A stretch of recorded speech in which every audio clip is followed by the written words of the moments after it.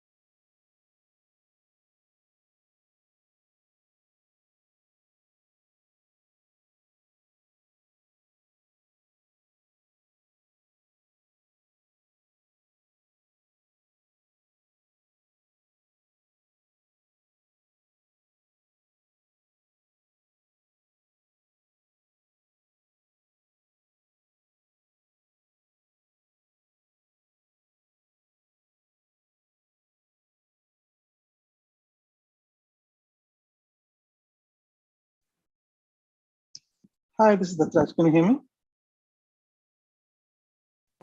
Hello. How are you? I'm Dr. Kanabira. Hey, hello, Professor. Yeah. How are you? Yeah, fine. We're just waiting for you.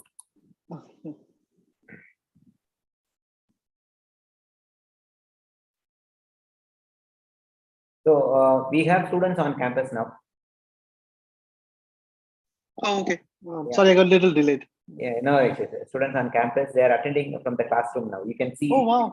Yeah, I saw the classroom. That's really good. Yeah.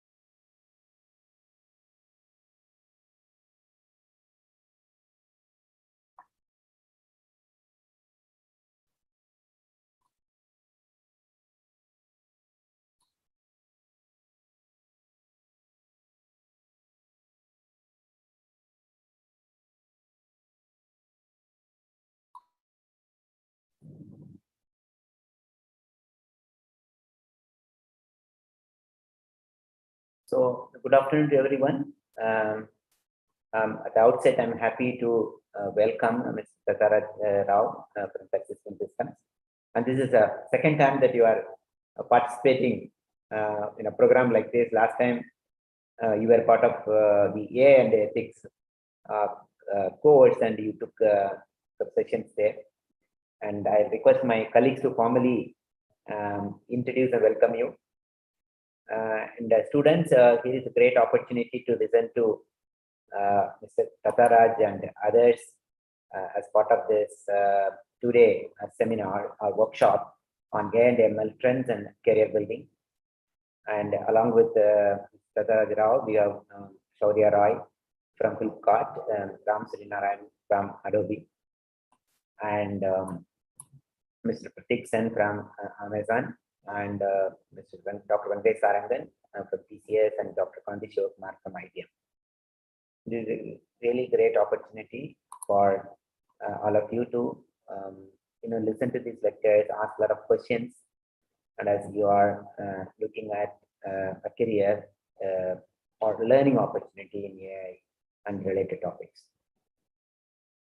Mr. Tataraj Rao, we have in our beta curriculum, we have introduced a specialization on AI and machine learning. As part of this specialization, the students have to go through 14 credits in addition to their normal credit requirements.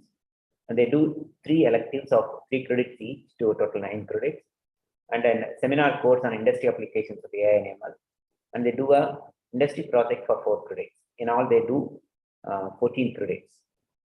And they are in the 4th semester now. And currently they are doing an introductory course on AI. And the elective courses will follow in the 5th, 6th, 7th semesters. And probably in the 7th or 8th semester, they will do this project. Our idea is to really leverage the opportunities in the marketplace, both for a job as well as research. And in addition to our own faculty members who are teaching these courses, and we intend to do a lot of guest lectures, workshop like this, as well as guest lectures, in order to provide the students real life learning. And I once again welcome Tataraj Rao, and I'll formally hand over to my colleague to formally introduce you and start the session. Thank you. Thank you very much, sir. A very good afternoon, everyone. It is a great pleasure for me to introduce our first speaker of the workshop, Mr. Dataraj Jagdish Rao, Chief Data Scientist, Persistent System, who is going to talk to us about responsible AI from principle to practice. Mr. Dataraj Jagdish Rao is the author of the book Keras to Kubernetes, The Journey of Machine Learning Model to Production. Mr. Dattaraj leads the AI research lab at Persistent, is based on Goa. He is responsible for driving thought leadership in AI/ML across the company. He leads a team that explores the state of the art in natural language understanding, reinforcement learning, responsible AI, ML ops, and demonstrates applicability to healthcare, banking, and industrial domains. Earlier, he worked at General Electric for 19 years, building industrial IoT solutions for predictive maintenance, digital twins, and machine vision. He held several technology leadership roles at Global Research, GE Power and Transportation. He led the innovation team out of Bangalore that incubated video train inspection from an idea into commercial product. Dattaraj has 11 patents in machine learning. Without further ado, I welcome the remarkable man, Dattaraj Jagdish Rao. Please share your knowledge and experience with us. Thank you very much.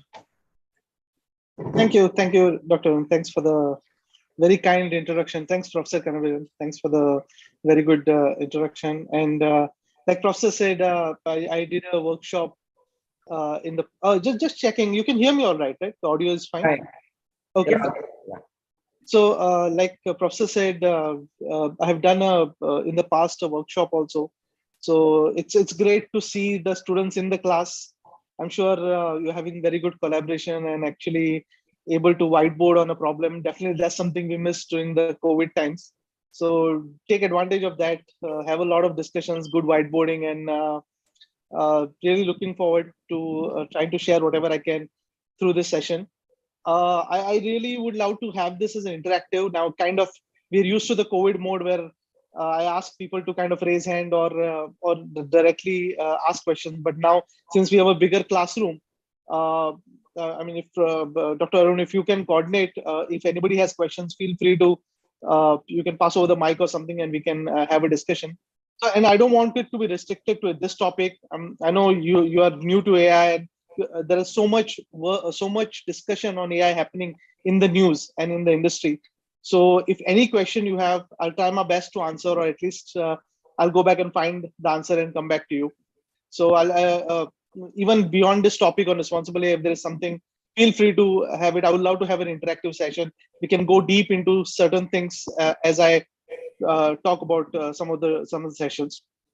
I just have a few slides. What I really prefer is show you things actually in action, show some demos and all.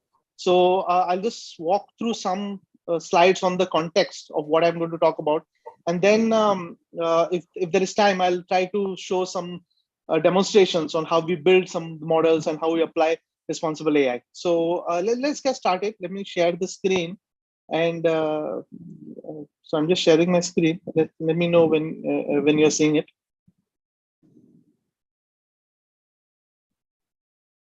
Are you able to see my screen? Yes. Okay. So I think thanks first of all for the very nice introduction. A little bit like Dr. Arun had said, I spent 22 years in the industry. Right now I'm in Persistent as a chief data scientist.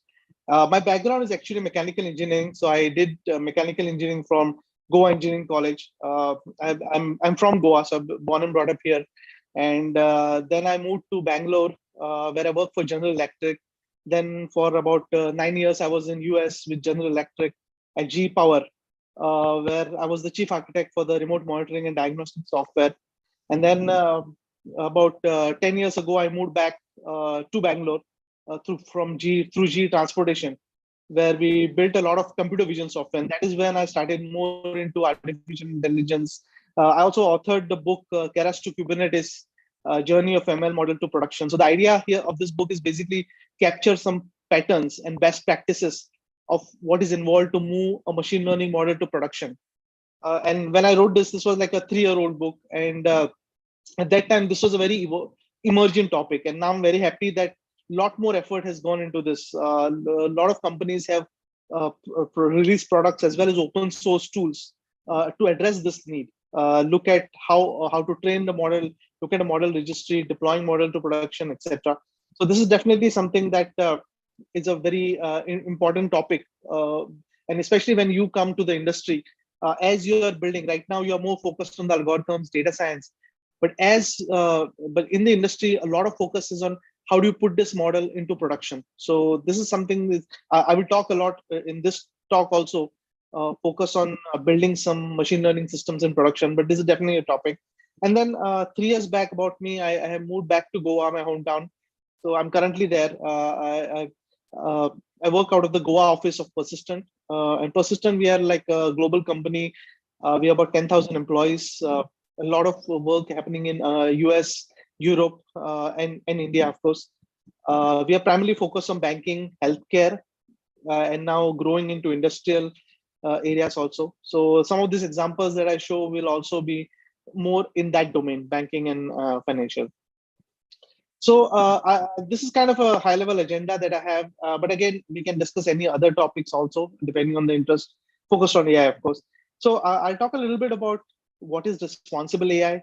So in the industry, if you read up on LinkedIn or any news articles, there's a lot of focus on now not just deploying machine learning, but making it more responsible, focusing on ethics of it.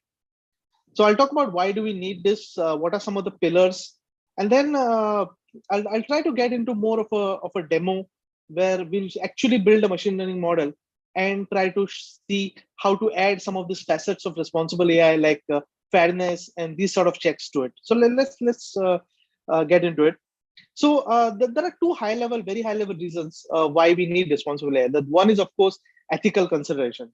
So you all know these terms are being very popular. Data is the new oil, and Professor Andrew Ng coined this term, AI is the new electricity. So every industry is being touched by AI. Maybe you're giving instruction to Siri to or Alexa to play music, or even your power supply being regulated. So AI is affecting all industries. But at the same time, like the saying goes, with great power comes great responsibility. So we see this, if you read up on news recently, a lot of the headlines that you see are more around how autonomous AI should be. I mean, you're building machine learning models, and the objective is to have these models make decisions on their own. But there are headlines like this, like there was Amazon released a facial recognition system. This was like, I think, 3 years back, 2019.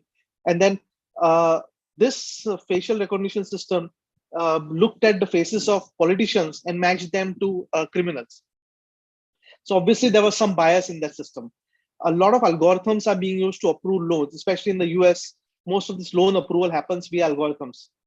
Now, if the algorithm has bias to a particular aspect like gender or race, now that is unwanted. So how do we check for this?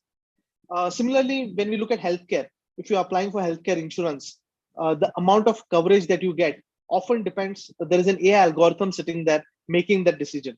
So you want these algorithms to be fair, and you don't want them to be biased against unwanted parameters like gender or any of these protected attributes. So that is one of the main reasons why we need responsible AI. That even major companies like Google, Microsoft, when they are deploying AI, these headlines show us that even their AI runs into this bias and ethics issues. So we need systems which can measure this bias, understand what it takes to have an ethical system, and improve upon it. So let's take one case study. So this is a very recent case study in 2019, where Apple released a new product called Apple Card. So Apple has been really good at computing. So they tied up with Goldman Sachs, and they released this product called Apple Card, which was basically a credit card kind of a system. So you would apply for a credit, and it would give you a certain line of credit. Now, what happened was this system was biased toward gender. And Apple's co-founder, Steve Wozniak, he tweeted, I mean, this is a tweet from him from November 2019. He said, hey, I applied for Apple Card. My wife applied for Apple Card. Both of us have the same parameters, but she got 10 times less credit than me. So this actually was a major headline in CNN, and Apple ultimately withdrew that product from the market. I mean, you don't hear about Apple Card anymore because of this major controversy.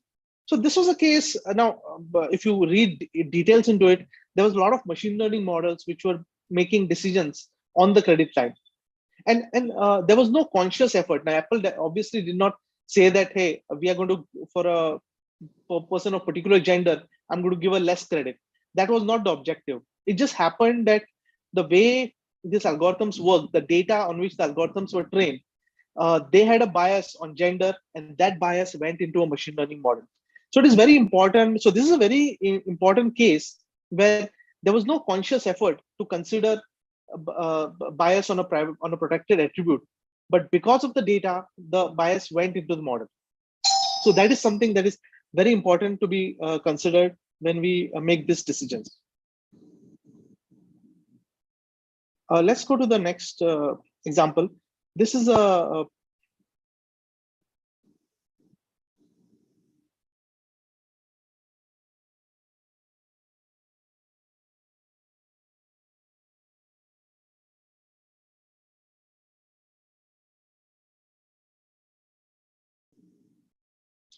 are you still seeing my screen?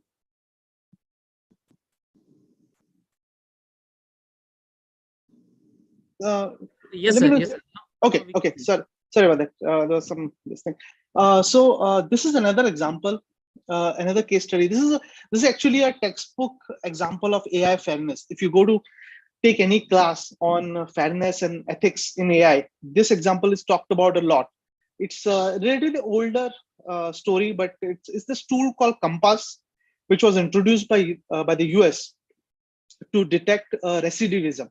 Now, this was not exactly an AI model. There was a lot of rules that were part of this, but it's a general example of fairness. So what this tool would do is it would look at a questionnaire, and based on that questionnaire, which was given to prison inmates, it will make a decision if that particular inmate had a greater risk of committing the crime again, which is called recidivism. So this was a tool that was deployed in the US federal system, but what it found was it was very biased towards race. So people of a particular race were more penalized and were given a more negative score. And this was a very interesting study which was done by this organization called ProPublica. It was a publication which published a detailed report giving clear examples where these criminals, the Compass tool gave them a high score, but they actually ended up not doing crime. They were actually they actually became model citizens, while the tool which gave them a lower score that of recidivism, they actually ended up committing a crime.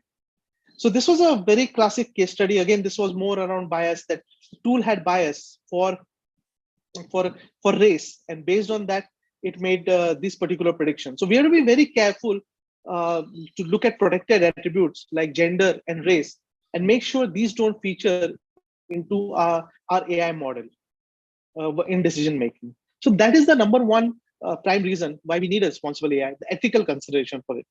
The second aspect is more technical, around hidden technical depth in ML systems. Now, this is a very very popular paper published, I think, by Google Research. You should definitely read it fully. It's a very good paper. So what it says is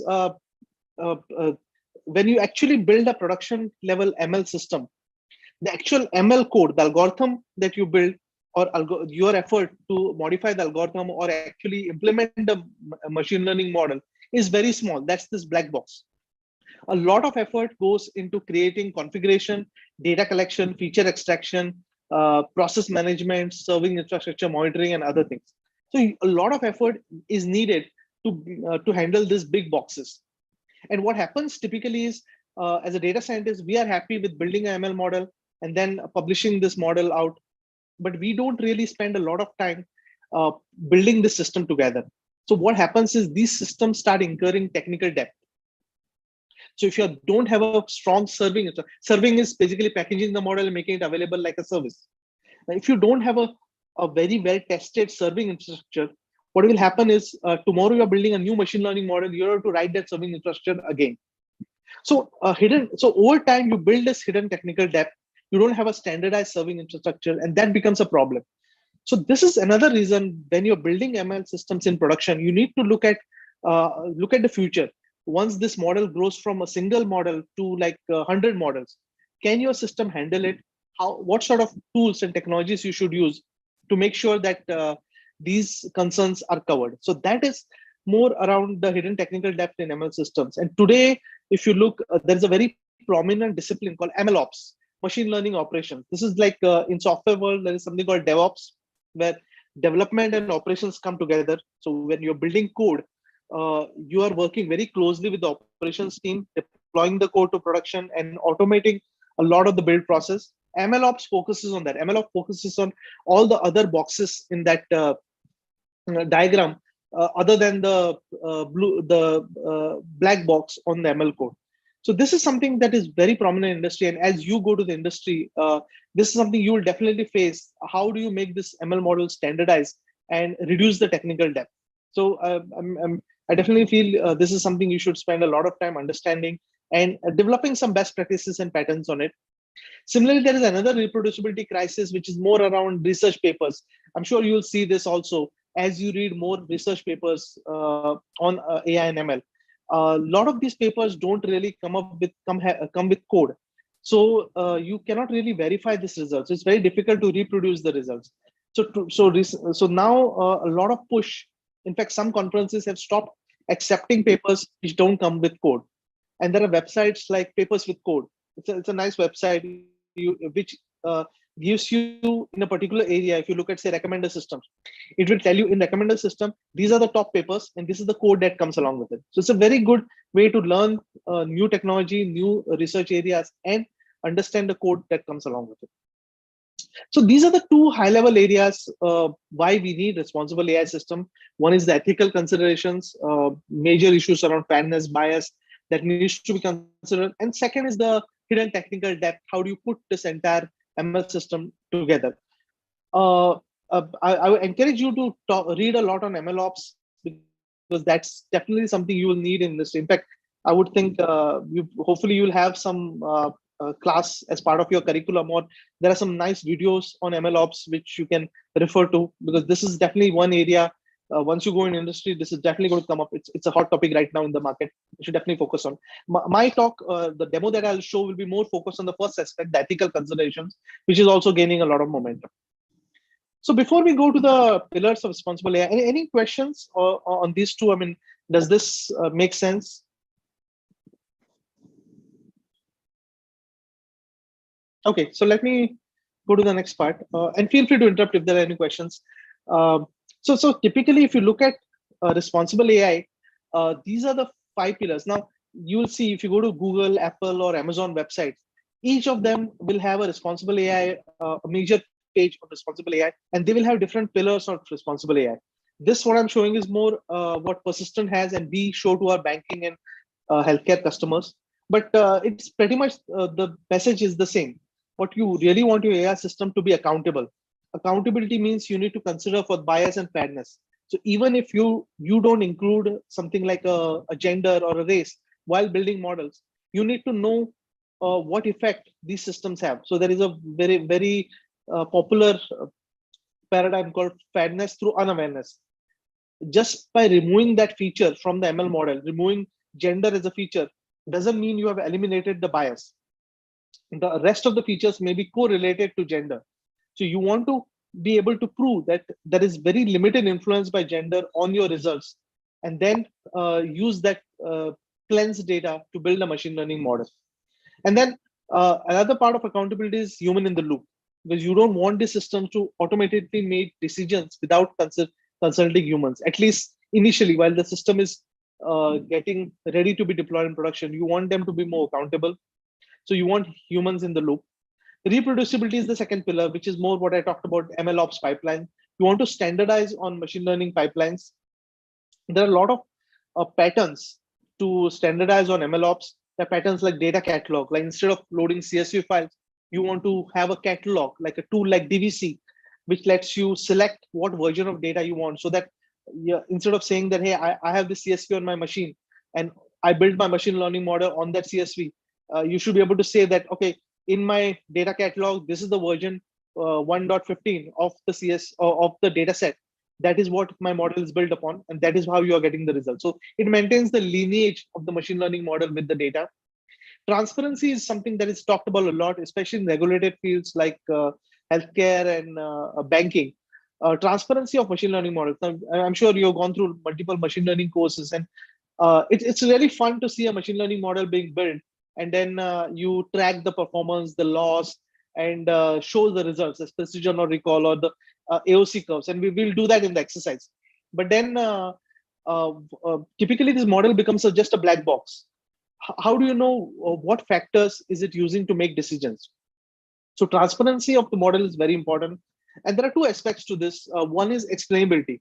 Explainability means your model is a black box and you're just creating either a proxy model or doing some sensitivity analysis and trying to explain why the decisions were taken. Second part is interpretability. Interpretability means you're making the model itself interpretable. So there are some patterns called like interpretable glass box models. Microsoft has a library called InterpretML, which actually gives you this glass box models where it's not like you have a black box and you are trying to explain it. It's actually the model is inherently interpretable. You are changing the model to make it more interpretable. And then the other pillars are security and privacy. These are become very, very important. Security is more around making sure your data is protected, especially when you have sensitive data like customer record, patient records in healthcare. You want to make sure these are protected. So there are technologies like homomorphic encryption, confidential computing, which focus on security of a machine learning model. And privacy is a major issue. If you read today, a lot of regulations like GDPR, HIPAA in the medical space, or the GDPR in Europe, they talk about data privacy and data governance, because basically ML model is built out of data. So you cannot just take data from anywhere. Data is very valuable and it has to be managed. A good governance model has to be on the data. So there are techniques like federated learning, which can help you build a machine learning model in a decentralized manner, where the data remains on the machine, but you're building a machine learning model. It's actually one of the major technologies right now. Everybody's investing, like Microsoft, Google, they're investing heavily into it, where you're building model in a decentralized manner. So Google Keyboard is a prime example of this. If you remember, Google Keyboard is on the Android phones. It actually over time it learns the patterns for the way you type and try to give you recommendations. Now here it doesn't take the words that you have typed, because that is your private data. It will not take the private words and send it to a central server. Rather, it will use a machine learning model in a decentralized manner, and only the model updates are sent to a server and your data remains on your device. So this federated learning is a very popular technology, emerging technology, which can help you build models in a decentralized manner. So I'll take a pause there. So these are the 5 focus areas. The demonstration I'll do, which is more of example of showing how transparency and accountability will be shown in ML models. And I also talk a little bit about no code and low code ML tools, which is also gaining popular in industry. If you go to ML interviews, I'm sure all of you will be part of the interview process. Today, actually, a lot of these tools make the model development very fast. Tools like H2O, PyCaret, Data Robot. Building an ML model, comparing ML models is pretty much standardized. There is AutoML tools which can help you compare machine learning models. What you really need to focus is what the interviewers will ask you is to understand about some of the inner workings of the models, like how does decision trees work, or how the linear regression works. So you need to know that, because you probably won't need to write boilerplate code for regression problems, because these tools will handle it. But you will need to tweak the parameters to make sure that these tools work on your data. I think that is one of the main areas a lot of focus will be on. So let me take a pause before I switch to more of a hands-on kind of a demo. And I would love it if after this session, you can also try this demo and with your data sets and let me know how it works. But any questions before that?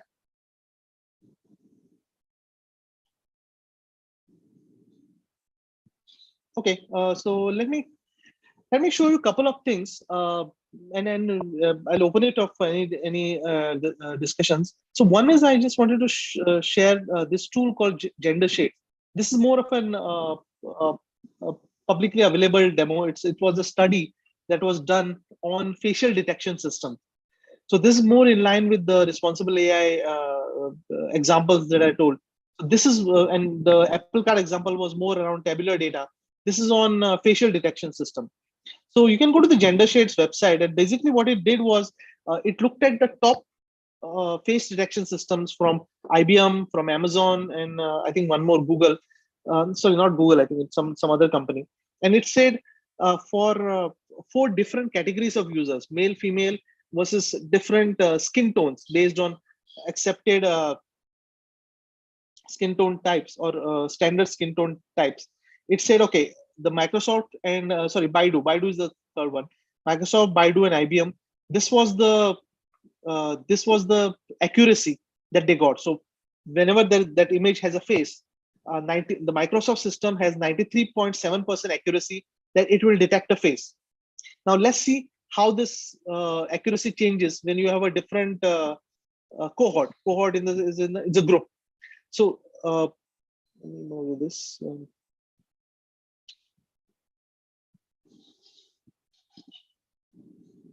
Yeah. So let me.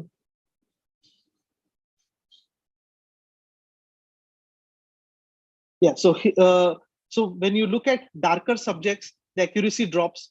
And when you look at lighter subjects based on the skin tone, and this skin tone is something that there's a standard which tells you from that photo what is the skin tone. So based on that, the lighter subjects were more accurate.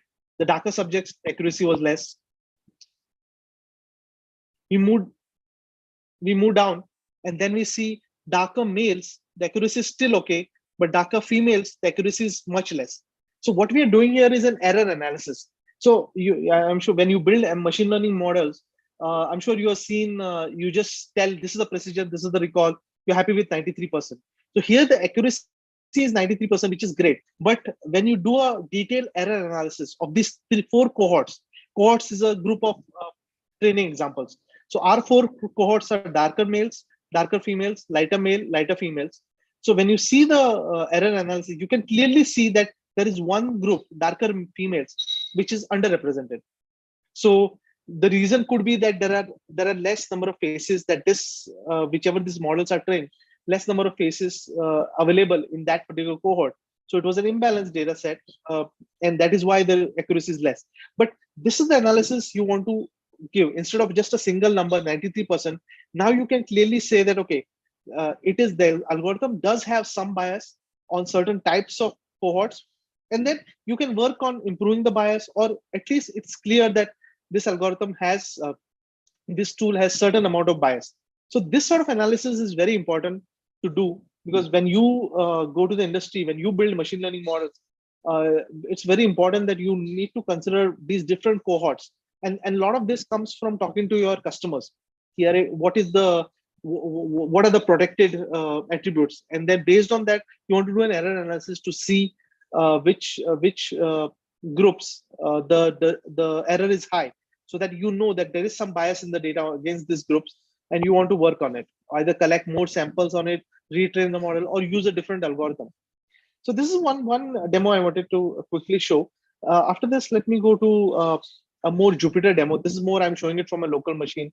I'll show a demo of PyCaret. So PyCaret is a low-code machine learning development tool, and Microsoft Responsible AI dashboard. So these are 2 very powerful tools. PyCaret lets you build machine learning models and run AutoML with minimum lines of code. Same way, Microsoft Responsible AI dashboard. This is actually, both are open source. You can immediately do it. You can try these tools on your own. Microsoft Responsible AI dashboard lets you add features for ethical AI into your model. So there are these 4 areas where the Responsible AI dashboard, it lets you create a fairness dashboard, error analysis, what I showed. It lets you add an error analysis dashboard and an interpretability dashboard. So let me load a model. So this is a data set from on loan approval from Analytics Vidya. Basically, what it does is the data set will tell you, and this, I'm sure you are familiar with this. Basically, Pandas lets you load data, and Matplotlib lets you build models. I mean, this is like a standard way of building ML models. So there are features like gender, married, dependents, education, self-employed, applicant income, loan amount, etc. And based on these set of features, it will tell you the loan status. yes for the loan was approved or no if the loan was rejected. So what I'll do is, typically when you have a data like this, there is a lot of categorical data which is encoded as strings, and then there is a lot of some numerical data also. So instead of there's a lot of boilerplate code you will have to do feature engineering. So instead of that, I'll use PyCaret, which is a low-code machine learning tool. So all I have to do in PyCaret is create a setup, give this pandas data frame as a stream. I'll set my target, which is my loan status, as the target variable. I will give a training size. I'll tell which fields are categorical. I will tell what is the imputation type, because data imputation is very important. Imputation will be filling the missing rows. So if your data frame has some NAs or missing rows, how do you fill it?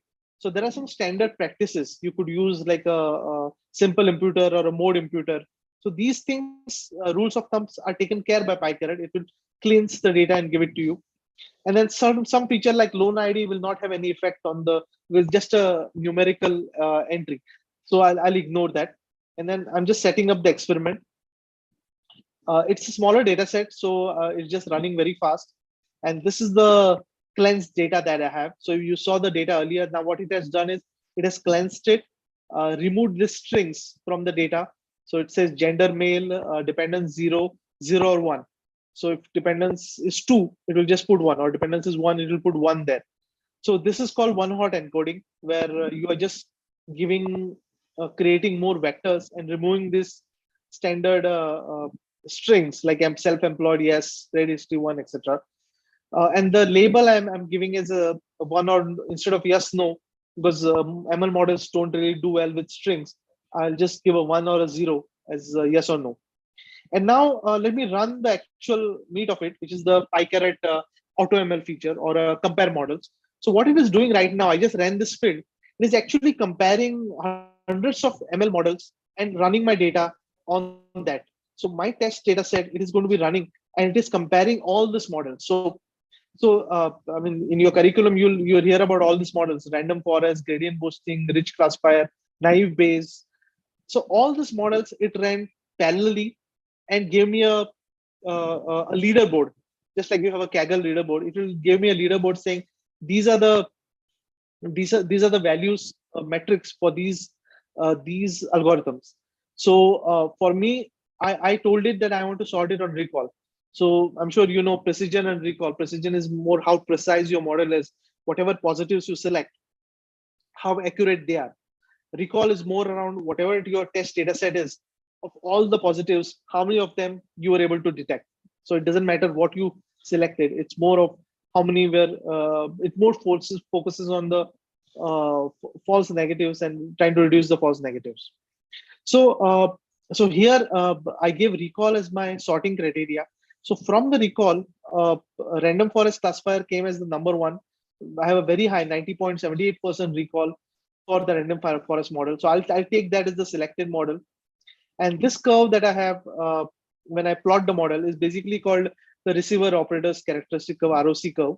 So what it does is for a random forest model at different thresholds. So typically we'll just take 0.5 as a threshold and say that, okay, anything before 0.5 is a 0, after 0.5 is a 1. But this tells you the predictive power of your model.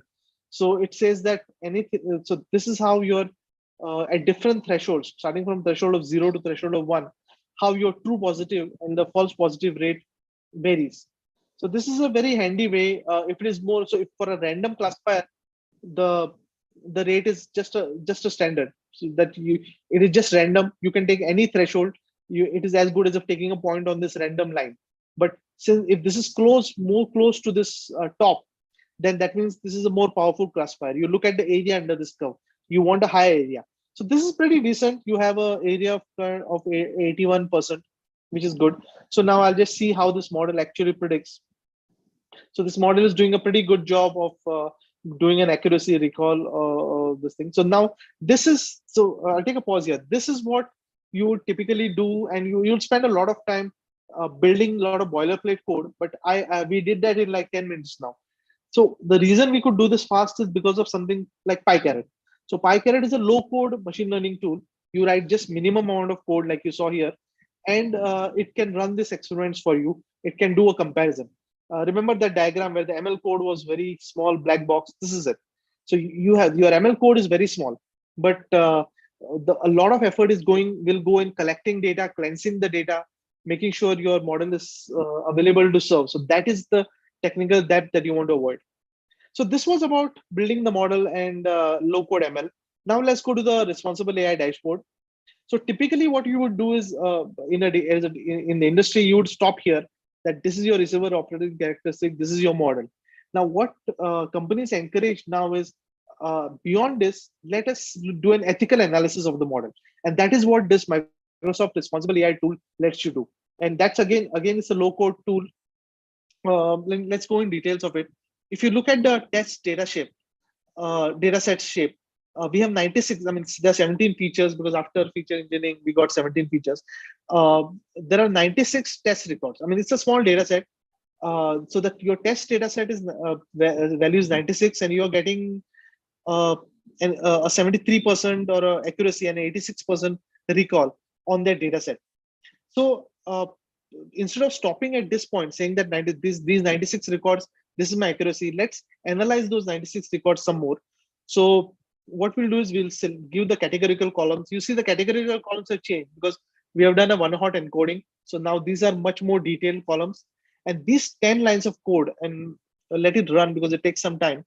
So what I'm doing is I'm creating the responsible AI dashboard, creating the widget, saying this is a classification experiment, passing the selected model, passing the data frame, the training and test frame, and passing label as the column, which I'm going to use for decisions. I'm adding an explainer. So I want to do an explainability study. So I'm adding an explainer. I'm adding error analysis dashboard. We'll see what it means.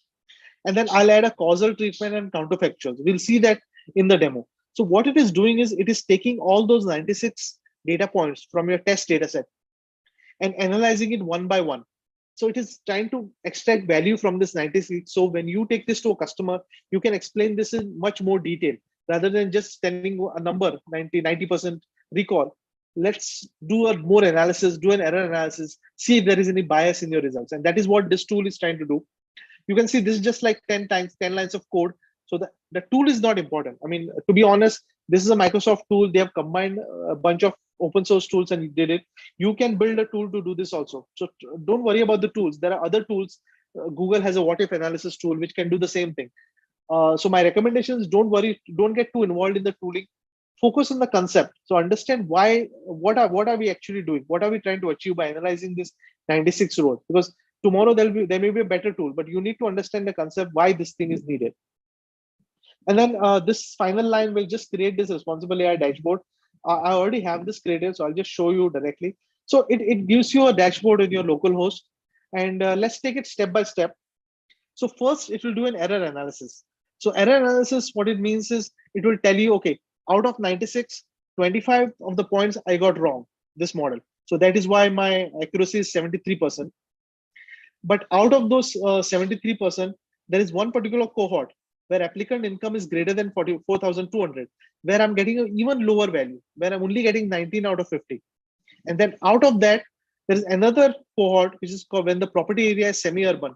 So when the property area is semi-urban and the applicant income is greater than 4,000, at that point, my model performance is really bad. It is close to 50%. 50% is like a random guess, yes or no. So that is what this error analysis tool is telling me. So it will give you a nice tree shape of telling you which cohort, which group your model is giving a bad performance. Now, again, the tool is just one of the tools. There are other tools to do this. The important thing is you do it just like we did it manually in that gender shades. We divided into groups and figured out how the performance is of a group. You want to look at which cohorts you can do an error analysis and tell which cohorts the performance is low, and then that is the bias you want to capture. Next, it will tell you, let's go to the data explorer. So what it will tell you is, it will tell you how the data distribution is. Let me talk about the feature importances. So this is a feature importance is again related to explainability. So now since this was a random forest, that model is inherently explainable. So along with your random forest model, it will tell you which features are more important. So you can clearly see it will give you credit history as one of the most important features, then property area, then co-applicant income and applicant income. So you can look at a global feature explanation to see which features are important. You can do that at an individual level. So the explainability has two pieces. There is a global explanation where you look at the full model on the entire test data set and try to explain it. The other is a local explanation. This is the individual explanation. So here you take a single record, a single decision point, and use what decision was made and try to explain it. So let me take a decision, the correct predictions. So let me take any point here. This was the loan was approved, and these are the reasons.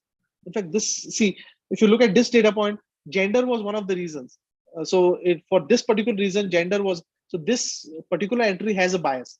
Now this is again a toy data set. So in real world, hopefully you won't get this, but then in this case, one of the reason was that from the statistics that gender was a reason, which is probably a major issue. Now let me take a point number 62, which is where it was rejected. And then it will tell me what is. So credit history is the main reason. Now this seems fair. Credit history is the reason why this loan was rejected, which is fair. Now what you can do is for that point 62, we can go to, so we saw two things here. One is error analysis, which is important.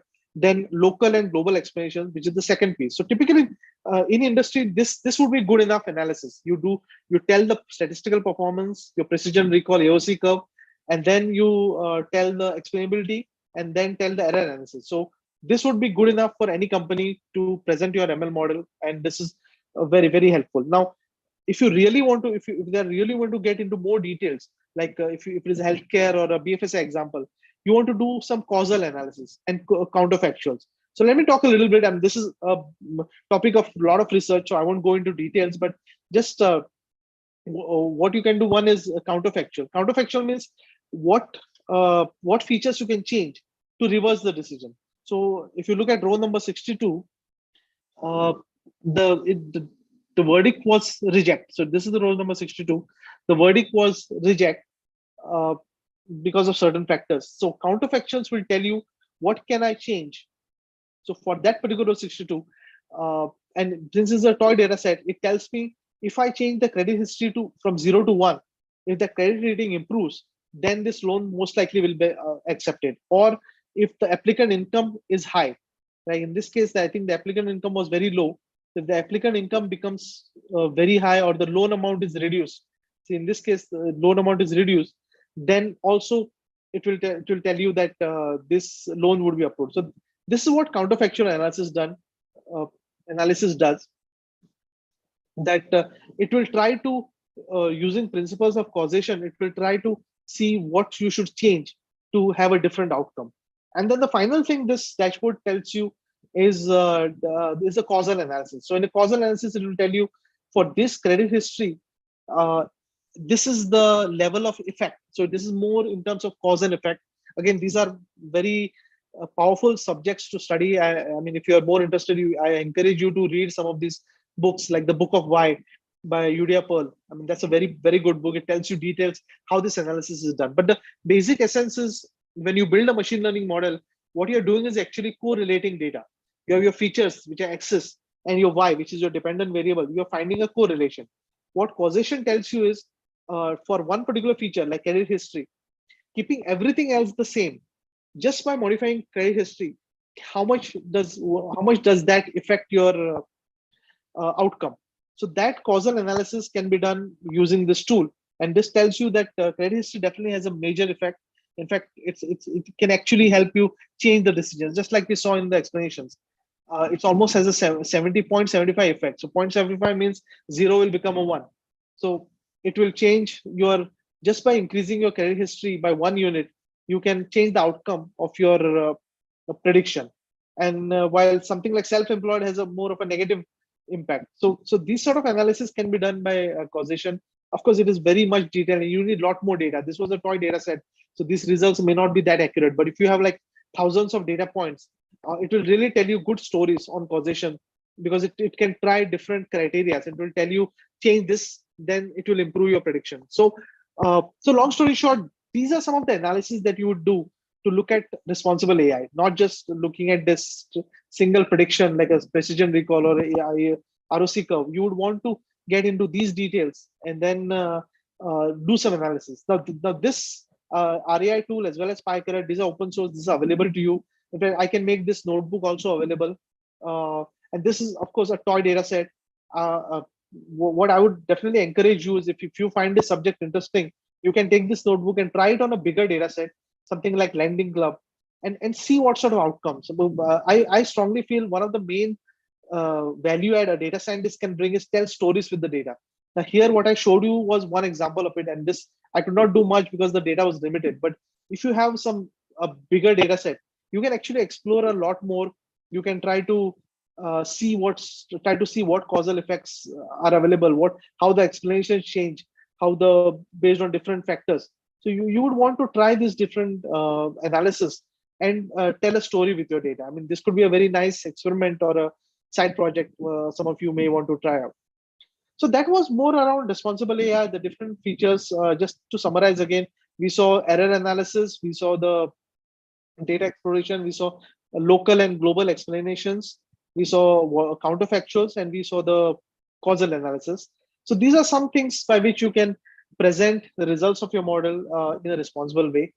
So I did want to finish 10 minutes early so I can take any questions, but there are a few more slides, but I don't want to get into it. I do want to focus more on the questions. So yeah, let me know if there are any questions. Let me take a pause for that.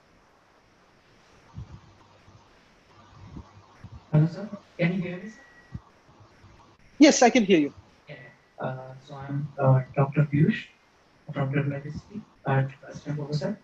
So, like sir, you said, not go behind the tool, understand the concept is the key line. Like I noticed actually, and this helps the student from their curriculum and about their research, the higher studies, and it motivate them to go to the industry. And also, sir, you have given some suggestions for the placement. Hello. Yeah, I can hear you. Yeah, so you have given some suggestions for the placement. I think that will also help the students. So if there is any question, if there are any questions from student side, you can come here and ask to sir.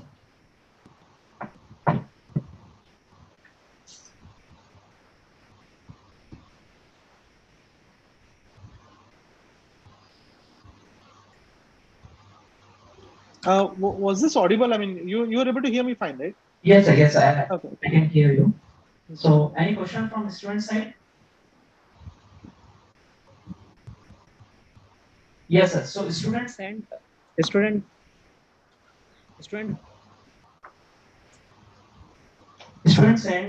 some questions to me. So, on the behalf of students, I can ask the question. Sure. That'll be great. Yes.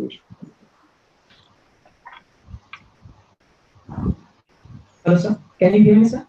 Yeah, I can hear you. Yeah. Okay, sir. So the first and the basic question they asked that what are the steps needed for converting idea into the product from your experience? Actually, I'm sorry. I could not hear you properly. I mean, could you be a little louder? Yeah. Hello, sir. Can you hear me now, sir? Yeah, I can hear you. Sir, the question is that what are the best way or some steps to convert idea into products in industry? Oh, sorry. What are the best? Best way or steps Piyush, idea. Piyush, Yes, sir. can you just use a headphone or something and ask questions so that he is able to listen to it clearly? Sir, can you hear me now? The mic is not properly picking up.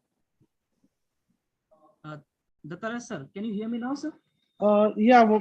Try it, because once you start asking questions, it becomes bit ambiguous. So the question is that, sir, what are the steps needed to convert idea into product in industry? Oh, No, what is no, Piyush. Can you? Why don't you? Are you talking to? Can you connect a headphone laptop and ask the question? Or use a laptop mic? Yes, sir. Hello, sir. Can you hear me?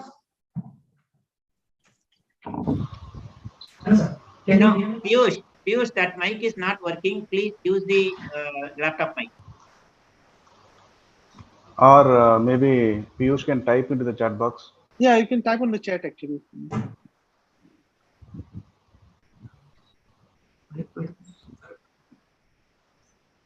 Piyush, are you using a Yes, laptop? yes, sir, I'm using the laptop for chat. Now use the laptop mic. Sorry, I'm using the laptop Yeah, mic, but please go ahead now. Please go ahead now. can you hear me, sir, now? Yes. Yeah, good. Okay, sir. So the question is that what are the steps needed to convert idea into the product in industry? Yeah, okay. That's a good question. What are the steps needed to convert an idea into a product uh, in industry? Uh, in fact, that is something that we definitely there are established processes to take this idea into a product. What typically helps is I'll talk specifically on the AI projects. What really helps is if you can collect some data and prove a concept. So if you look at today in the industry, one of the major terms used is MVP, minimal viable product. I mean, you can have a lot of ideas on paper, but till you show something. In fact, that was one of the reasons I didn't want to have too many slides. There are like 50 odd slides in this deck, but I really wanted to show something in action. So one of the things that really industry folks are impressed with is if you can demonstrate something. Uh, so if you have an idea, I mean, of course, you want to document it, you want to put it on paper and show how it works. But then you also want to demonstrate it. And with machine learning, with today, everybody has a very good computing power, and there are platforms like Google Colab or Amazon SageMaker Studio, which let you have GPUs for free. So you can have like in AWS SageMaker Studio, every week you can have 30 hours of GPU, I think, for free. So you can, once you have your data, now collecting the data, coming up with the ideas is the most challenging part, no doubt. I mean, that is where your creativity comes in. But once you have the data, there are tools which can really help you demonstrate. Just like I showed you that responsible AI dashboard. There is nothing major. It's just a laptop that I have. You need to be able to run this thing, try it out, and show something valuable. So you have to have a minimum viable product which can be taken into a product. So that is why I think that is number one.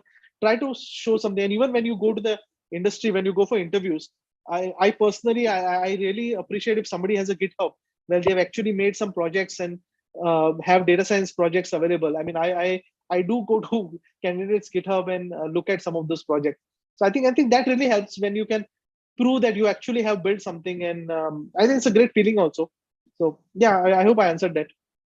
Yes, sir. Thank you very much, sir. Mhm. Another question is there, sir. Like you have so much experience in General Electric. So what are the machine vision projects like they are going on or completed there? Yeah, Briefly, yes, sir. yeah. So that's a good question. So with GE, and my focus area was more on locomotives, transportation. So a lot of machine vision projects were around, like one of the main things we did was called Loco Vision, where we had a camera on top of a locomotive, and that would look at the track. And if there was if there was a car or a person on the track, if there was some obstacle, we would try to flag it, or we would look at the geometry of the track, that just from the camera, from a high resolution image, try to see if the track is bent. Like in when there is a lot of heat in the high temperature zones, sometimes the track gets bent due to thermal expansion. So you want to monitor them and make sure that these tracks are inspected on time. So a lot of focus around that. Then we use infrared cameras to look at, because when the locomotive runs on a track, there's a lot of heat that is generated, and because of that heat, your wheel may be bent. So a lot of work goes on inspecting the wheel, and you don't want to stop the locomotive every time. So there was a nice project where we hit an infrared sensor. As the locomotive was passing, you would keep the infrared sensor, take an image, and based on that, figure out what the temperature of the wheel was. So if there was a crack or something in the wheel, then that temperature, that region, the temperature would be high. So that was another very interesting use of infrared and in this. And then that is actually used in a lot of other areas like gas turbine monitoring. There was a gas turbine project where they would take infrared picture and try to see if the turbine blade is being bent or something like that. So a lot of areas in that. In fact, I would encourage you to see the recordings of the NVIDIA GTC talk, which happened recently, GTC conference. they are actually getting back into the driverless car space. There was some time where they moved out of it, but now they are coming back into it. There was a lot of work around automated driver assistance systems. So we used to do that a lot in GE. Yeah, so a lot of interesting projects in that space. Okay. Okay, sir. Thank you very much. Yeah, if there is a question from student side, they can ask.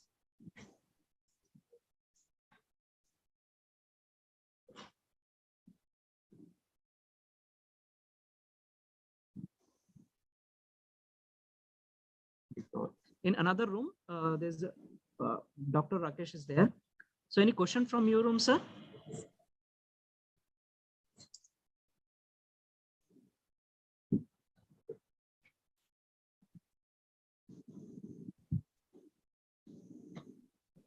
Yeah, good afternoon, sir. This Hi. is Dr. Rakesh. So I'm in another room. So if students, if you have any questions, you may come forward.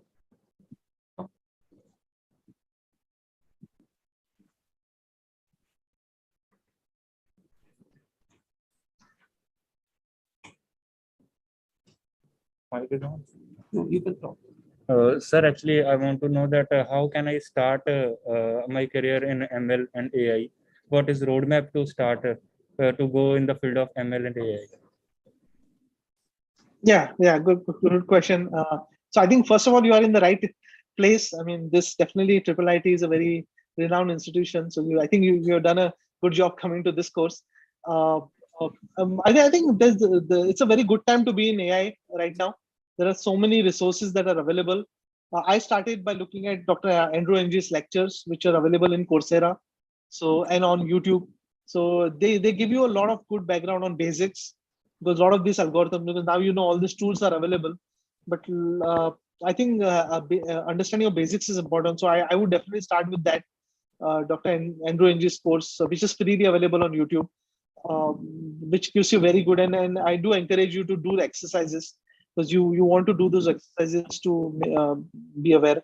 And then, like I said, try out things. I mean, just theory is one thing, but you need to be able to practice these models, building these models. So use Google Colab, use Amazon SageMaker Studio, or use Microsoft Notebooks, and which most of them are available for free. You just need a good internet connection, and a decent laptop. So I think to keep trying these things out. In fact, today, I mean, also I would say follow a lot of good influencers. I follow a lot of people on LinkedIn who actually occasionally share a lot of good content. So they kind of a lot of these open source tools. In fact, this Microsoft Responsible AI Dashboard I just found out from there, from LinkedIn. So there are a lot of open source tools, low code tools that are available. So I think just stay at it, and like somebody asked before, you need to think of a good problem, because I'm sure in your course also you'll have to do some exercise. But think of a good problem. Like now I showed you one example of a toy data set. Think of something like that, maybe a healthcare data set. Can you explain how the counterfactuals would be for a different healthcare scenario? So start thinking in that sense. I think the tools and the technology, this is the right time. Everything is available, almost free. So you just need to think of some good ideas and get the basics. But I think that is all I would advise. Thank you very much, sir. So we have another question. Yeah.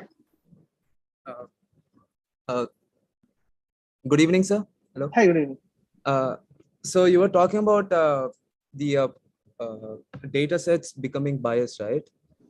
So yeah, I have a question regarding that.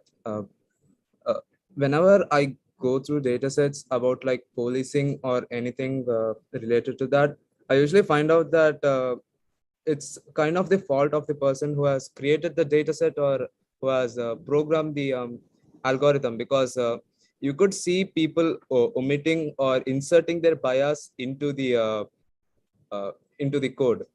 So if someone suppose there has been an increased rate of crime in a majorly Black community, so there might be a lot of underlying causes for that, but they don't include that in the data set, and they only show what they want to show, and that causes like racial profiling and everything that you said.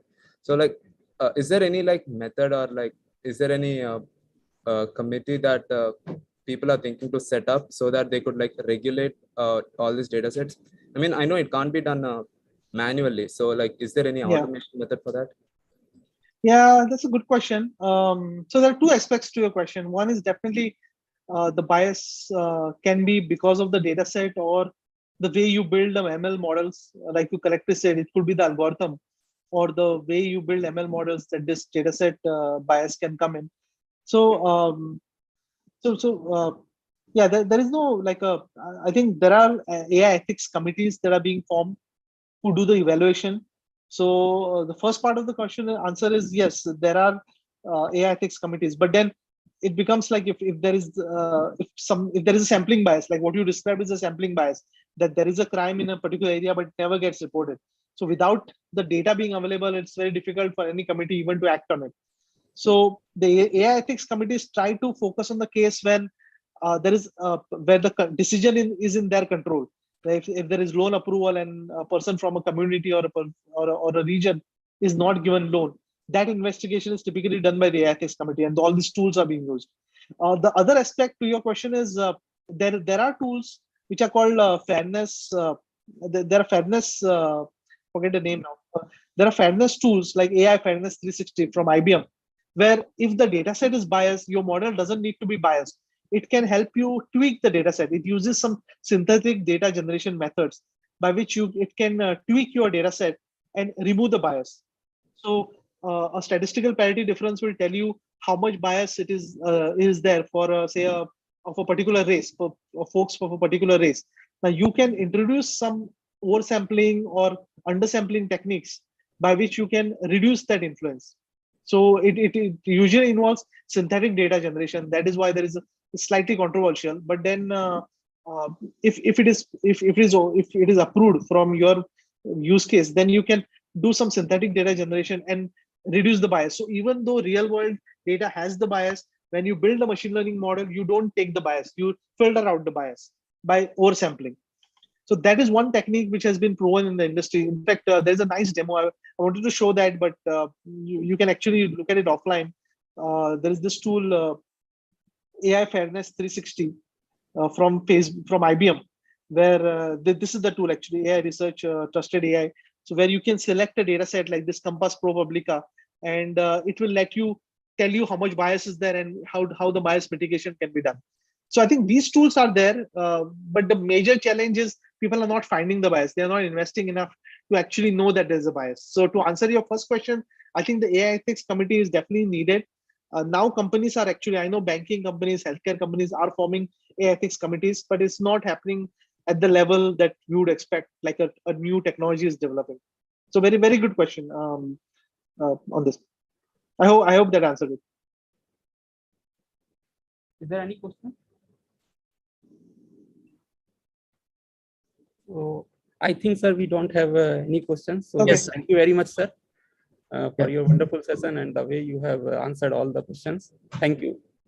Yeah, thank you for your time. It was great. Thanks again, Professor Kanaviran and everyone for inviting me for the session. It was great interacting with you. I hope this was useful. Even offline, if there are questions or comments, do contact me or email or LinkedIn. I'd love to interact on any of this. Thank you. Piyush? Yes, sir. Thank you very much, sir, for sharing your knowledge and experience.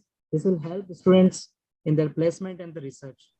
So at this note, I am going to close this session. Thank you very much, sir. Thank you. Bye.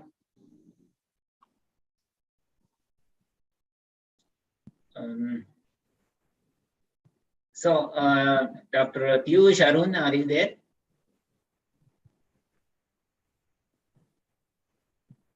Hello. Yes, sir. Yeah. Now, this session is not there, right? Yes, sir.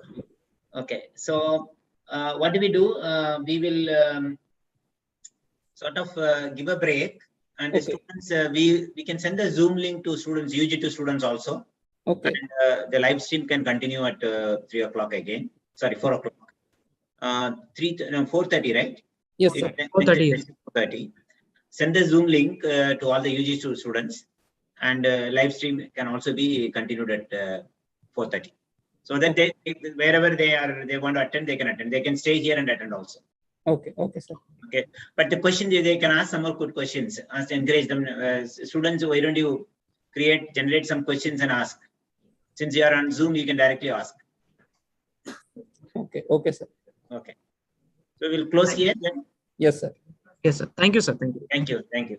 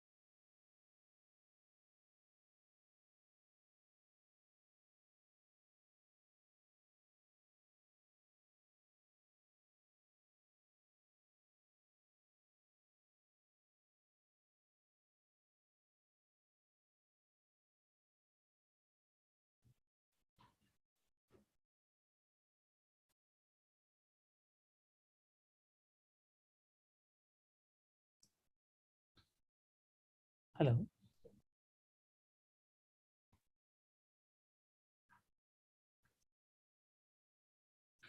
Hello, can you hear me?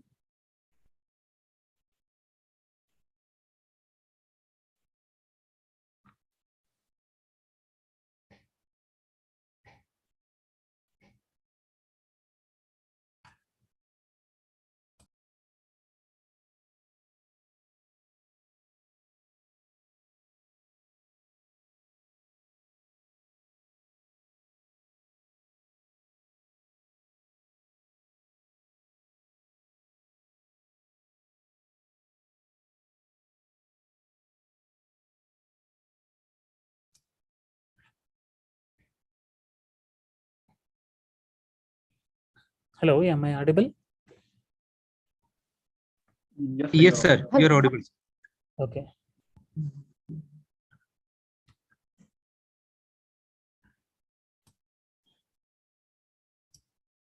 So we have 1 or 2 more minutes, right? So I'll just get a glass of water meanwhile. Sure.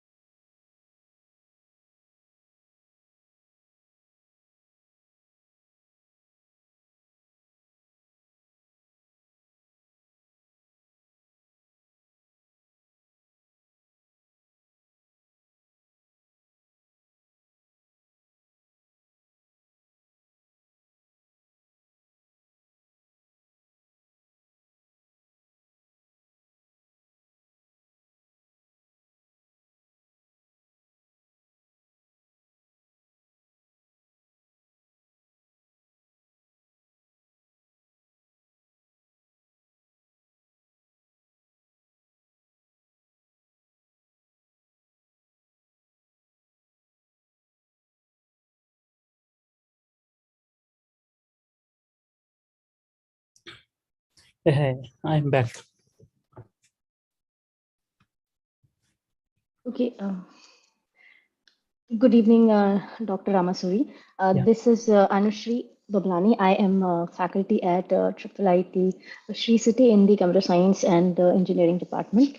So I would take this opportunity to formally welcome you to this workshop on AI and ML current trends, and to make our student understand that what is the currently going on in the industry and the trends, and what is the importance of AI and ML. Dr. Ramasuri Narayanam is a senior research scientist at Adobe Research India. Prior to this, he was a senior research scientist at IBM Research, and he was also an IBM Master Inventor. He received his master's and PhD degrees in computer science in 2006 and 2010, respectively, from IISc Bangalore. He is a senior member of IEEE and was an ACM distinguished speaker. His research interests are hybrid data analytics, federated machine learning, computational network science, computational game theory, graph data mining, multi-agent decision making, and data science.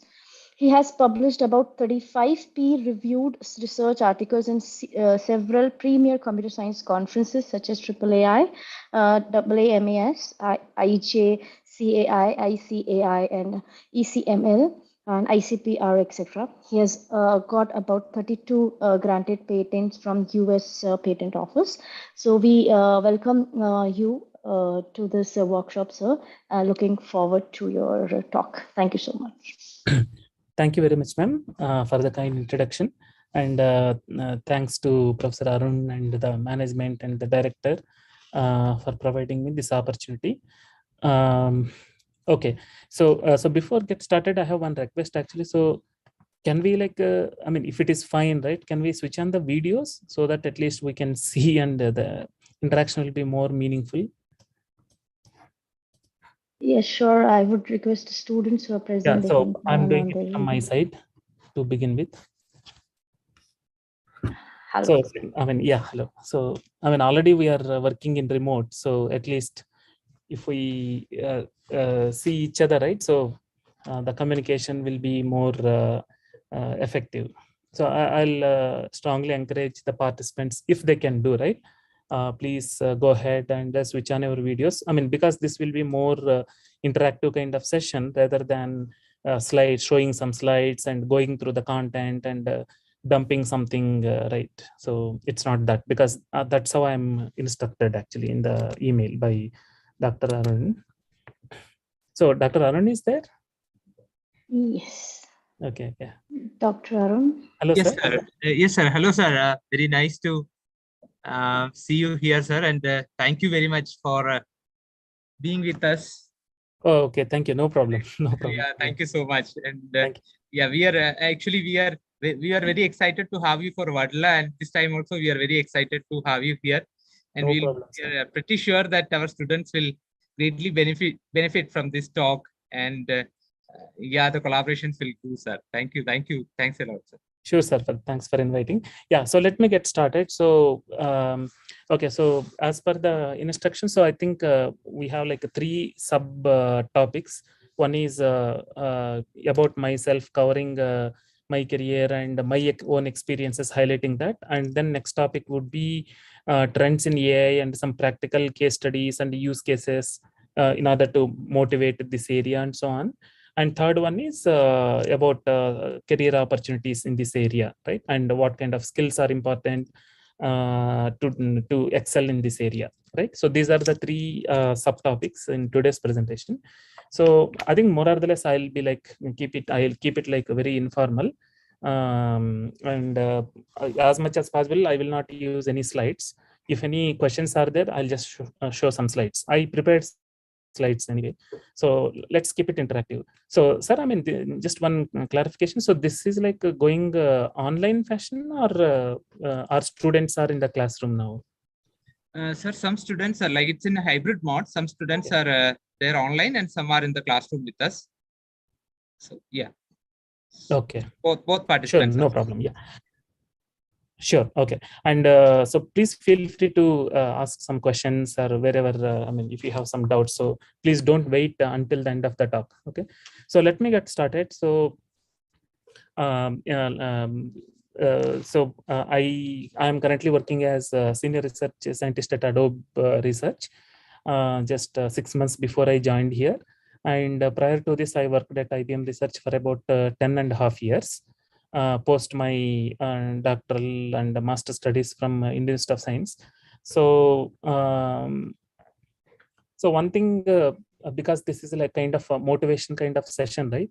I'll just describe or summarize my own story. During my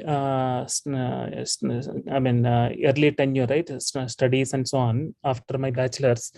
So after I got gate rank and other things, right? So I got admission in a few places and I chose IISc, Indian Institute of Science, and I did my master's. So during the course of master's, I don't have any plan to do doctoral studies, PhD. So it is my advisor who motivated me to go for PhD.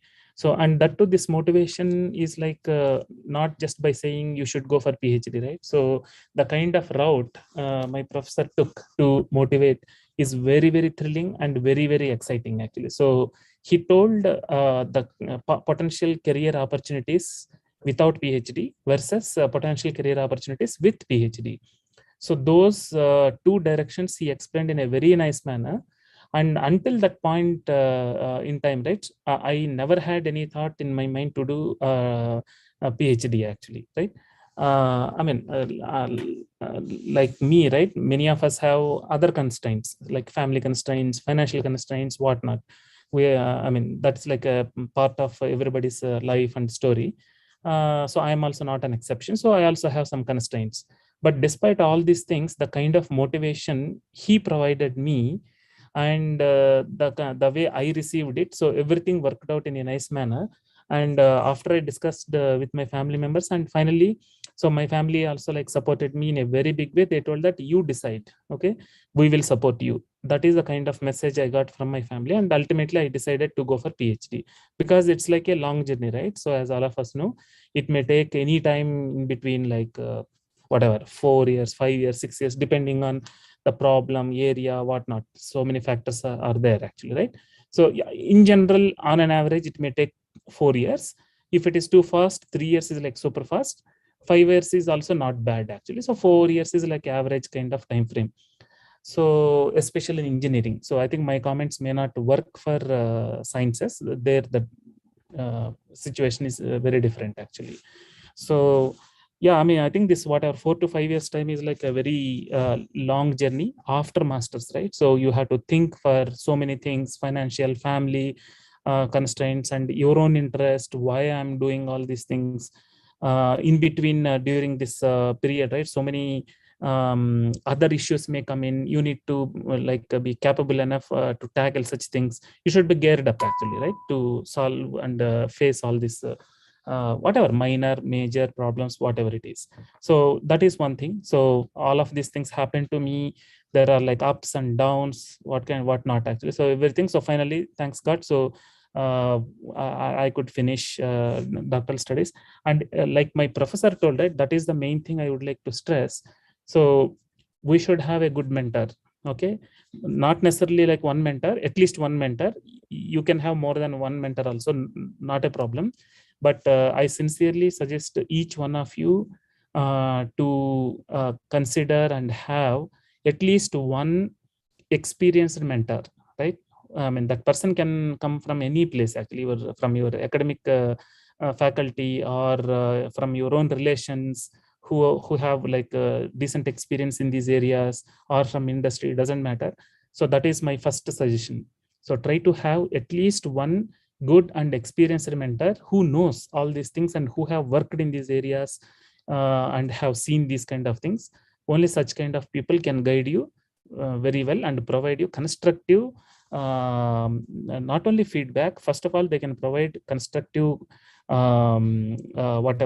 suggestions. They can provide constructive ways to get rid of some problems if you face anything during the course of your studies, and after studies, potential opportunities, how to interact with others, and how to grab opportunities, everything. So mentoring is like having a mentor is like one of the gold mines to have. Okay, so please have it. And if you don't know, so please approach your faculties. All your faculties are like experienced. They can also guide you very well, and they can also help you to get a good mentor, whatnot, everything. I mean, anybody whom you know, right? So that's my first suggestion. And one more thing, I worked in IBM for about 10.5 years, right? And now this is Adobe. So wherever it is, right? I mean, research lab. By the way, post your PhD, you get opportunity to, with high probability, right? Opportunity to work in research labs. There are plenty of good research labs out there in the world, and even in India also, right? Google, Microsoft, IBM, right? Adobe, whatnot. There are so many other places also all there, but these are some prominent places actually, just to mention. Especially, I mean, there is a big difference between working in research labs versus working in engineering, product development kind of areas. Okay, suppose if you do your bachelor's from premier institutions like IIIT, CCT, and IITs and so on, and after that, if you do, let's say, get an opportunity and lucky enough to get seats and everything, you will definitely continue for masters, right? So even after masters, the decision will be like whether to continue for PhD or not. So with your bachelor's or with your master's degree, any one of these two, you can continue for job, right? So, but in that case, the chances of getting opportunity in to work in research labs is less. With masters, still some chances are there, but if you want to excel, right? If you want to see the full depth of this experience in research labs and all, with the doctoral degree, you can see it. Okay, so that difference is there with the doctoral study degree and without that actually. So because in research labs also you need to tackle, you need to drive things, you need to tackle complex problems and so on. So the kind of experience and training you get in doctoral studies, right, that will help you a lot and take you a long way. So that is another advantage. So, and one more important thing. So this is my second session is towards going for higher studies. Okay. My first session is having a good mentor. And my second session is I'll strongly encourage and recommend each one of you to go for higher studies. Okay. As long as it is possible and comfortable from your family standpoint. So because with higher studies, right, you will get more and more opportunities. Okay, even with bachelor's also you get job opportunities. Nobody will stop you. So don't look for short-term monetary gains. Okay, that is one of the main things I would like to highlight. So not only you, everybody for that matter, even I, right? Without having that kind of exposure and peer experiences and lack of mentoring and all, right, we tend to think that, oh, okay, I'm now like about to graduate right in some time, and then I can grab a job and let me go for exciting job. Monthly I'll get so much of salary and so on and so forth.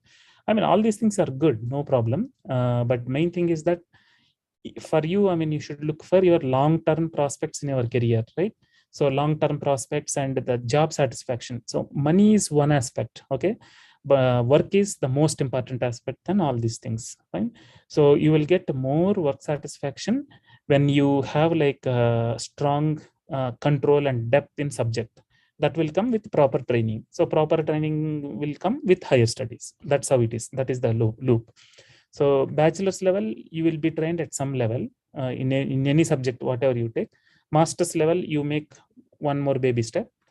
And during doctoral studies, you will take some baby steps covering breadth of some area and take long jumps, right, with respect to one or two areas in depth, right? That's where you get your doctoral degree.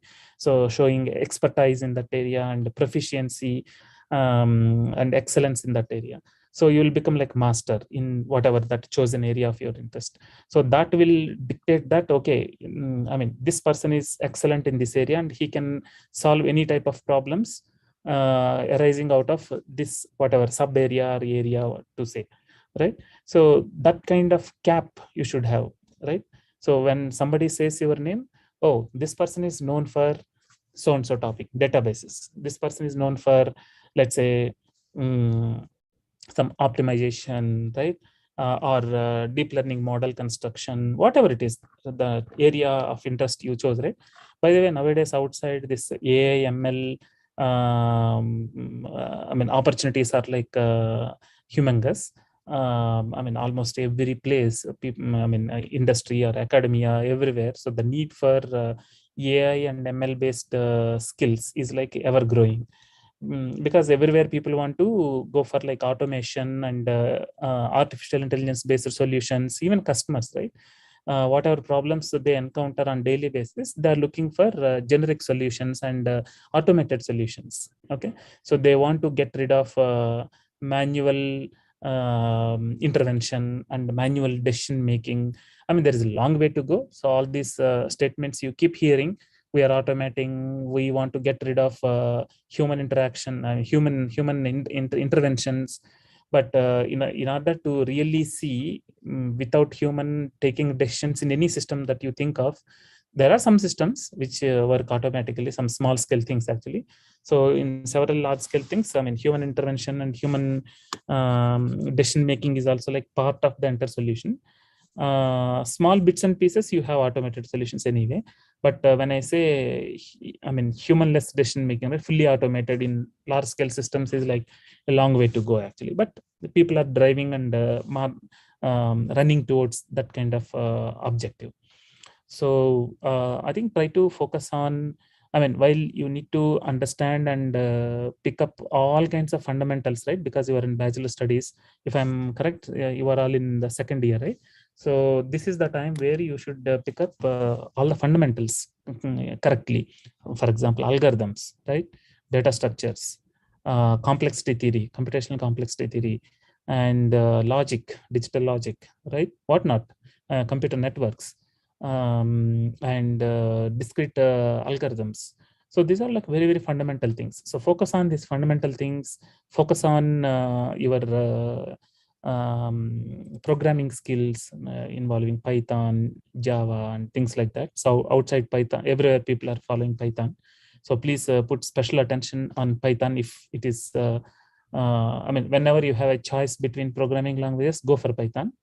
But having said that, I'm not recommending you that, but that's how outside is, and that too, there's a lot of support also using Python when it comes to implementation and so on. So there are a lot of libraries developed, whatever sub area you take, right?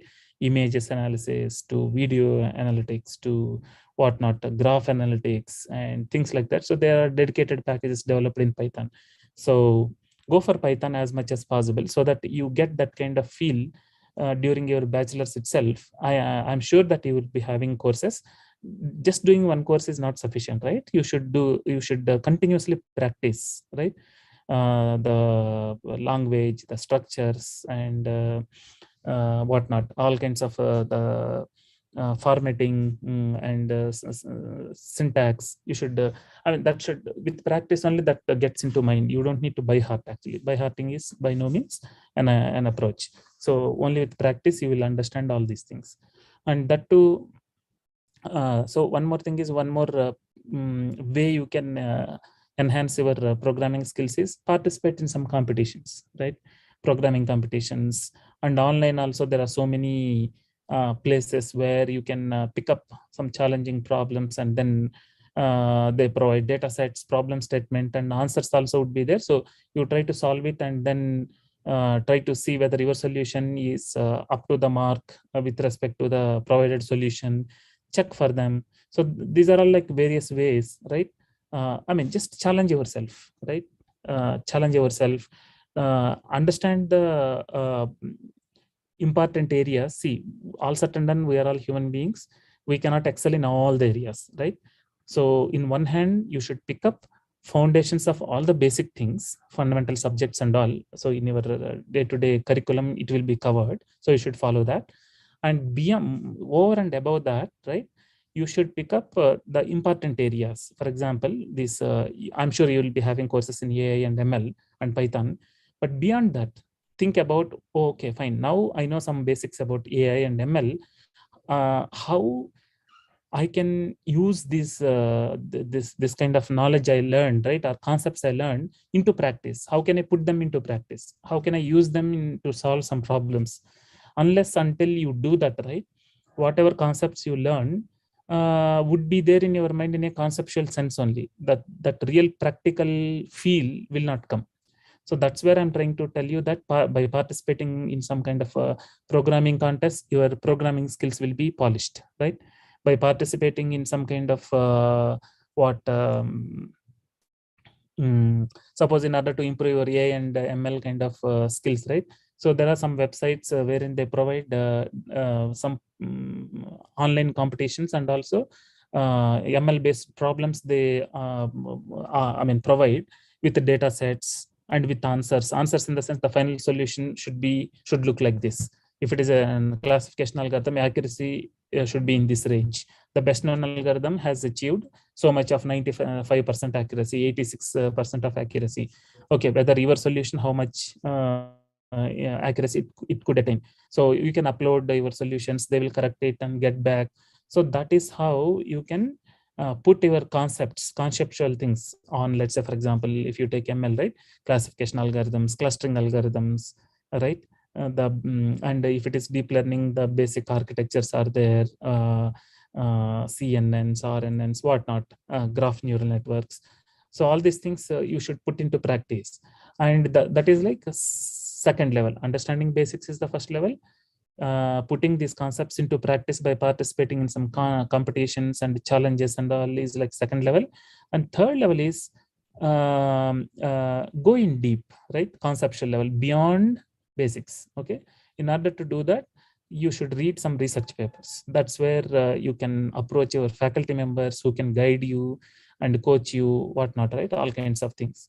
And also, I'm not very sure whether you get opportunity to do internships during summers. Is that facility there? Yes, sir, we do have that. And in fact, here the BTech programs are more research oriented also. So okay, they actually get exposed to papers even in their honors program as well as their early semesters as well. And they do have also opportunity for availing internships. I see. Okay, so then in that case, you should apply for internships. So I strongly encourage you to apply for internships because now that you are in the second year, right? And the summer has already almost approached. See, typically for these internships, right, in industrial organizations or even in academics for that matter, typically you should approach all these places in the October, November timeframe of each year. See, for example, for next summer, you should start applying sometime in the September, October, November timeframe, depending on whichever organization it is. So different organizations have different timelines. For example, IBM Research has application deadline sometime in November and December. So in Adobe here, again, November, December, even January also sometime they encourage, otherwise usually November, December. There are like dedicated portals and there are some contacts. So, I mean, we're all here, right? So, and your faculties are there. They are also having contacts in some of these places. They can approach their counterparts in these organizations and get information. You yourself can do Google search and get these deadlines and apply. By the way, we strongly encourage and want to work with summer interns with the batch during summers coming from IITs, IIITs, and so on. So, for example, in Adobe Research this year, we are getting around 75-80 bachelor students from all kinds of places like IIITs, IITs, at least the reasonable premier institutions. Okay, I mean, there is an interview process and all, but I mean, you should start applying right from the first place. So somewhere it will work out. Okay, so apply in all these places: Microsoft, Google, Adobe Research, IBM Research, whatnot. If you are too much interested in research side, academic side, maybe you can approach some faculty members in other universities, right? IIIT, in other IIITs, IITs, IAC, and all. Through your, you can take help of your faculty contacts, and they will also help you out.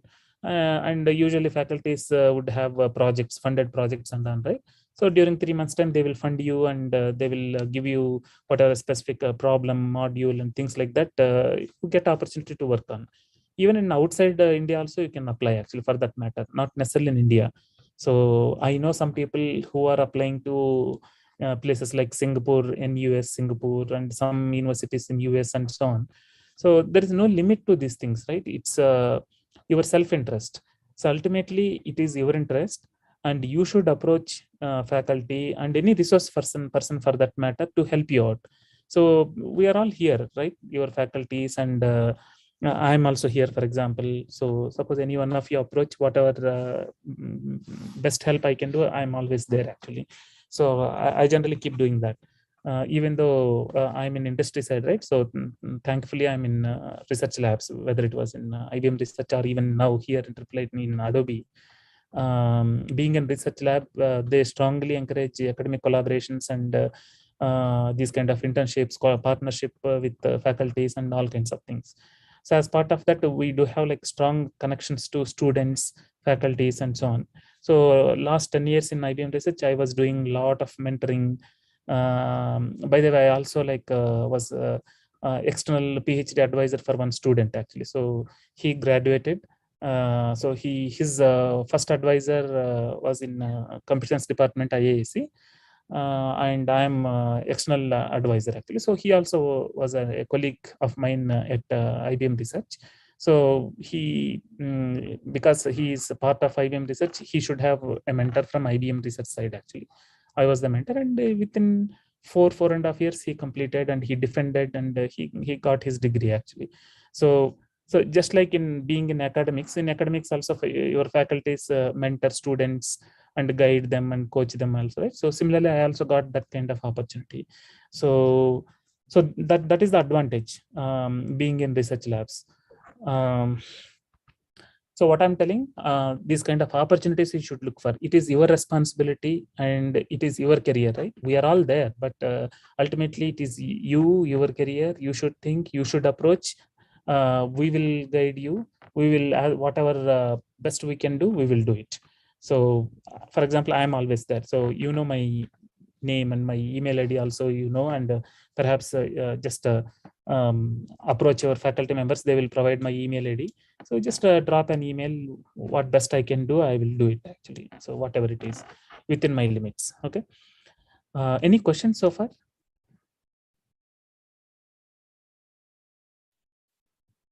Yes, sir. We have a few questions from the students. Please ask. Actually, let's not wait until the end of the whatever the discussion.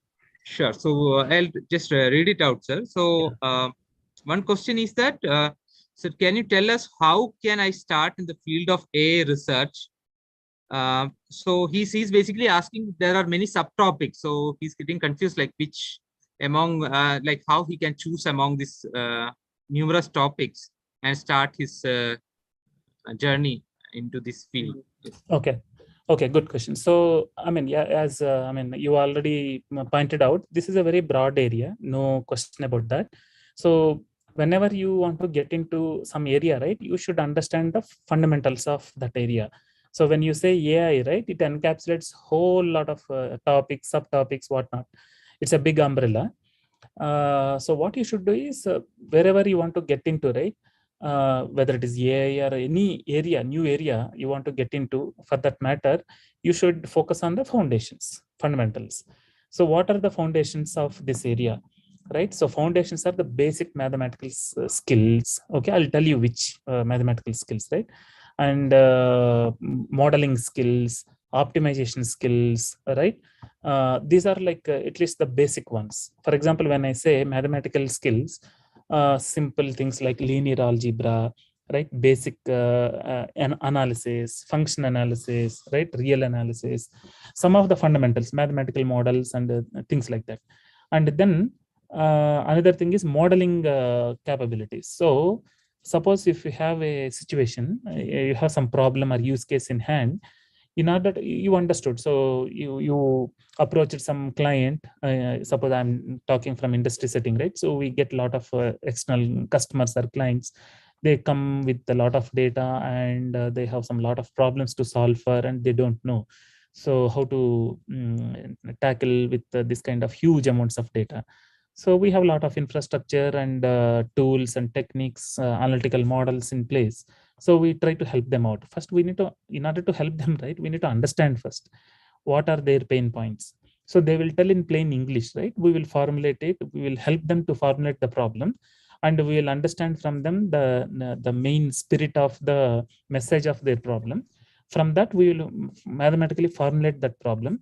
So the mathematical formulation, that modeling, that's called modeling capability. Whether it is like a, which mathematical model it is, it's like a graph-based model, right? Or it's an optimization model, or it is any, let's say, statistical model, or it's a queuing model, whatnot, right? So you should first understand the problem, and you should be able to model it properly. That is called modeling skills. That is the second thing. And third one is in any of these machine learning kind of areas, one of the fundamental things is optimization. Even in optimization, whether it is like linear optimization, non-linear optimization, right, convex optimization, whatnot actually. So these are like basic skills. So once you understand these kind of basic skills, and then another basic skill is algorithms, right? Whatever is the underlying problem or the model, and then optimization technique you want to use, ultimately you need to develop an algorithm, right? To solve that actually. So whatever algorithm you develop, you should be able to analyze it. You should be able to mathematically formulate it and then mathematically prove some interesting properties, why this algorithm is interesting, why this algorithm is optimal, why this algorithm converges. Lot of questions will come into picture actually. You should be able to formally prove it. No hand waving arguments work. Okay. So in order to do that, you should be strong in algorithms also. So when I say algorithms, the standard, so during your level, you'll be having design and analysis of algorithms. I don't know whether you'll be having foundations of complexity theory, approximation algorithms. If it is there, I strongly encourage you to put extra focus on some of these things, right? These are all like basic building blocks. So, I mean, this is my long answer to your short question. Which areas, how, I think this also partly answers the other question, right? What is the right skill set? So I think I'm answering all these things, right? The skill set meaning that all these mathematical based skill set, statistics based skill set, modeling based skill set, and things like that. Within all these things, you cover like mathematical means linear algebra, real analysis, convex analysis, right? Function analysis and things like that. And when it comes to mathematical models, how to model it, what is the right model to solve this problem, graph model or any queuing model or any other model, what is the right model to a linear optimization model, what model to consider for, that is the modeling thing. And then optimization level, linear optimization, non-linear optimization, convex optimization, these things actually. By the way, each of these things are, big fields in their own, but at least the basic level course you should do. You should understand high level, at least the initial understanding of all these topics you should have. These are like basic, and then algorithmic skills. Okay. So if you have, when I say algorithmic skills, basic algorithms, approximation algorithms, and even some, if possible, randomized algorithms. So I think at bachelor's level, you may not get the opportunity to study all of these things, but as much as possible, I'm sure you may be having some optional courses, right? If you want to develop skills or skill set in AI and kind of areas, go after these kind of topics. Okay.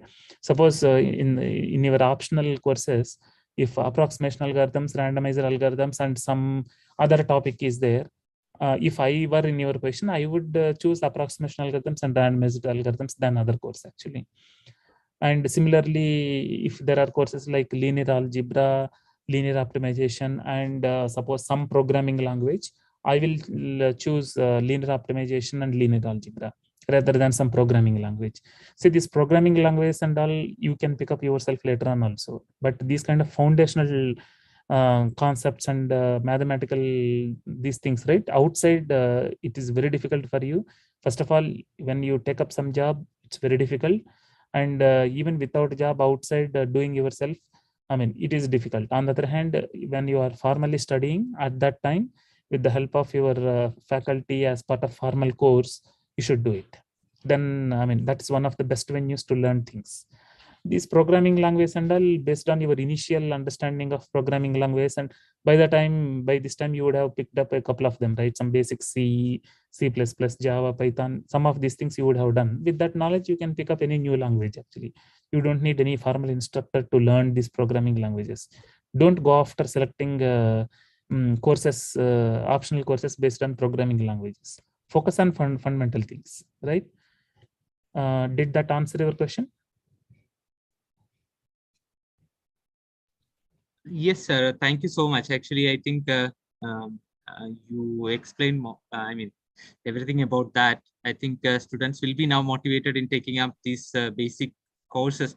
And there is one, thank you, Naman Bhatia, for asking that question. And there is one more related question. I think already you answered it, sir. But I'll again go for it. Sure.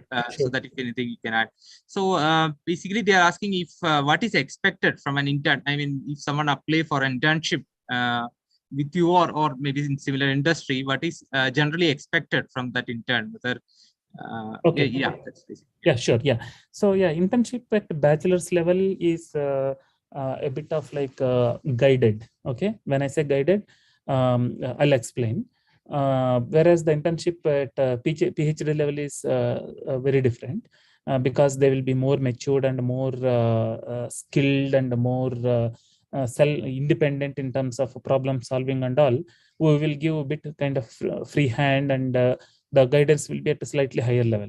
Whereas when it comes to bachelor level internship, right? So I have experience in IBM research and as well as here also. For bachelor level, the expectation from the student side is you should be, I mean, all of you are like smart kids, smart students, I know that. So that is enough, okay? And you should be good and fast in implementations, okay? So for your level, right, based on your skill set, whether you are second year, third year, or fourth year, we know based on which year you are, what kind of skill set you would be having. That's like general common sense knowledge would be there, right? So that's the reason we provide the problem, and we also work with you in terms of developing the solution. You will be participating in that, okay? Both the mentor and the intern together will formulate the problem, together will formulate the solution, and you have to play and a leadership role in terms of building that solution, whatever solution that we propose, right? Algorithm we write. So you should lead that implementation thing and develop some kind of whatever tool or some kind of demo or some kind of capability to demonstrate things like that. So once some initial, I mean, depending on the complexity of the problem, that implementation may take the whole 2 to 3 months time, or sometimes in 1.5 months time, you may be like, completing that work. So then we go for the extensions and then making it in, super strong and things like that.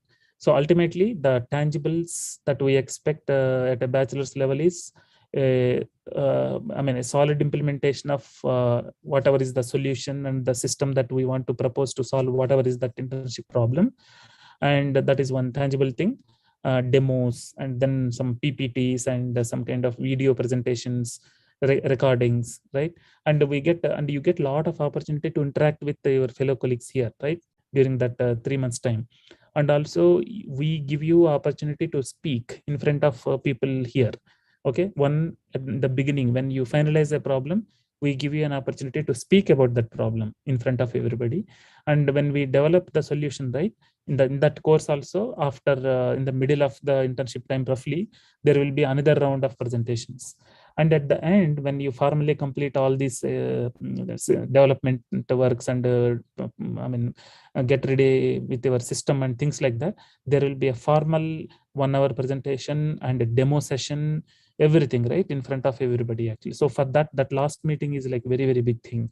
So lab directors and other business units, product managers, senior product managers, and sometimes even vice presidents also can come into picture. So you will be presenting in front of them. So I think why I'm telling all these things is working with mentors and developing, implementing systems is like one skill that you will be learning, which is like unique here. And these problems are mostly driven by the customer problems, and then industry driven motivations are there. They are not abstract problems, okay? That is one clear thing, number one. And number two, we will look at you in terms of driving the implementation thing that you will experience, number two. And number three, we will give you opportunity to speak in front of others. Suppose if you are already a good speaker, excellent. On the other hand, if you are kind of shy of kind of person, that kind of feeling will go away, because you will get opportunity to speak at least 3 times during this 3 months time minimum, formally in front of big crowd, okay? So, and that too, it's a different environment, unlike your regular day-to-day basis, right? Your colleagues, your known people won't be there, right? So that's where your nervousness and all these things will go away. I mean, maybe in the first presentation you will feel that, but later on those kind of things will go away. And like your faculty members there, we all will guide you in terms of preparing the presentations. By the way, as part of your professional career, doing work is one thing, and presentation, communication is very important, okay? I should stress on that, okay? Whatever super duper work you do, ultimately, if you are not successful in terms of communicating it properly to whoever is the audience, it may be your job talk, right? It may be a talk in your group, or it may be a talk in front of some business leaders or some vice presidents, or in front of some director of some institute, or some HODs of some organizations. Doesn't matter, right? So you should be able to communicate it properly based on the audience, right? Suppose if the audience are technical, and in that presentation communication also, there are levels based on the type of audience. You should pick and choose the right topic, and you should talk at that level. Suppose if you are talking with sales people, you should not show mathematical models and all. That will be a flop talk. Okay, if you are speaking in front of salespersons and very senior people, at least in industry, you should provide some abstractions of your work. Okay, since you are the person who has done that work, you are the best person to abstract out what problem you are solving, what is the high level method or approach you follow to solve the problem, and what are the implications and importance of that problem, why you chose that. You should speak in that language so that they will understand. On the other hand, the same topic, if you are presenting in front of your peers in your research lab, so all your peers are technically strong, so there are like technical people, so you cannot speak at high level like you spoke to sales persons, right? You should formally define the problem. You should formally propose the model. You should formally show the analysis of that model, theorems, proofs, experiments, whatnot, data sets. You should go to that level. And that is second type of thing. And third thing is, if you speak with some early tenure people, like some BTech first year, second year, third year kind of students, so then you should tone down the I mean, these students are also technical, but they are not too trained, right? So if you speak, show some very complex mathematical models and show some theorems and proofs, again, that doesn't make any sense, right? So again, that talk will be flop. So, I mean, flop in the sense, the purpose of the talk is not achieved actually. So whenever you give a talk, it should reach to the audience, right? It should be useful to the audience. Otherwise, what is the point of giving a talk, right? Whatever is the talk. So that's the reason this is called a communication thing. This is one angle based on the audience, choosing the content of your presentation. And second dimension of communication is the time. So sometimes you may get 1 hour time to speak based on whatever is the audience. Sometimes you may get only 30 minutes. Sometimes you may get only 10 minutes. Sometimes you may get only 5 minutes. And in any case, 1 hour, 30 minutes, 10 minutes, 5 minutes, it's ultimately your work you have to present, right?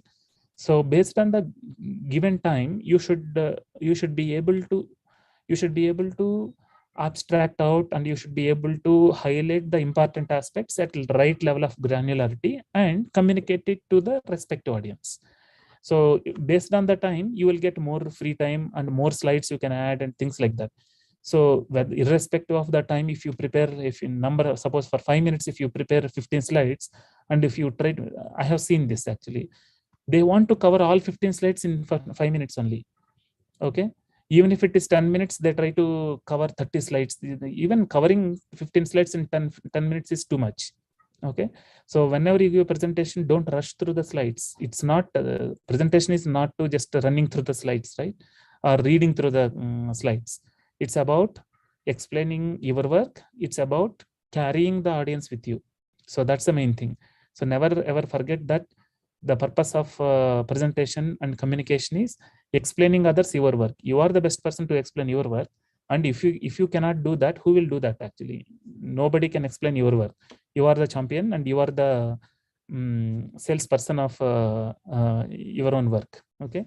So you should do that kind of sales pitch.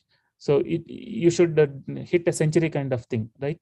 While giving a presentation. So you should target like that. So why I'm telling these things is maybe after your bachelor's, you will give interviews for jobs. I mean, if you want to go for a job, so that level, it's a technical interviews. And masters, after masters also, mostly it will be technical interviews, but in research labs, they will ask for 1 hour presentation. And if you go for PhD and all right, post your PhD, wherever it is, whether it is academics or industry, interview process is very different. Actually, you have to give 1 hour talk on your work, and then followed by a lot of one-on-one interactions, and all these interactions will be very, very subjective. So the nature of technical discussions and everything will vary actually based on whether you are like a bachelor student or master student or PhD student. So communication is very important thing. That is another important message I would like to pass it on to you. So knowing something, doing something, excellent work, they're all important, but they will not make 100% of it. Communication is like a very important angle. Presentation, right? So the communication and presentation can be either oral or written. If it is a technical paper thing, you should communicate your work by writing. If it is a oral kind of thing, like this kind of conference presentations or this kind of seminars, whatnot, workshops and all, you should speak oral thing. So you should do justice by based on the audience and the time and the type of work you choose and things like that. What to talk, right? That matters a lot. So develop this communication skill. That's very, very important. Never ever underestimate. Give as many talks as possible. If I mean within your reach, right? Speak out even in the classrooms or even in small communities, wherever it is possible. Go for workshops, attend, talk. Be very like you should outreach others, right? You should approach others for these kind of opportunities. So that's another thing. And so what I'm career opportunities, right? So like I told, kept on telling from beginning, one single session from my side is as much as possible based on your financial and family constraints, go for higher studies. Okay, masters, next level is PhD. So go for it. Okay, so with the higher studies, you will get lot of opportunities and you will have like wonderful career going forward. Okay, so don't worry about money, that will come. So money is also important, right? For our day-to-day living purpose and all, that will come. Don't worry about that actually. But why I'm telling is after bachelor's, masters will be 2 years and PhD will be 4 to 5 years. It is at least 6 to 7 years of journey, right? Easily. So many people stop by looking at this timeline post bachelor's. So that's where I'm stressing on that part actually. So don't worry about the time thing. You will get opportunity and the fruits of it you will see later. So I think these are the main things I would like to. So I'll just summarize the 3 to 4 key points takeaways for you. Number 1, have a mentor, right? At least one mentor. Number 1. Number 2, develop foundational skills, right? In this AI ML area, I already told you what are all those foundational skills. Just go for foundational skills. Number 2. And number 3, go for higher education, right? Never ever compromise as much as possible within your constraints. Number 4,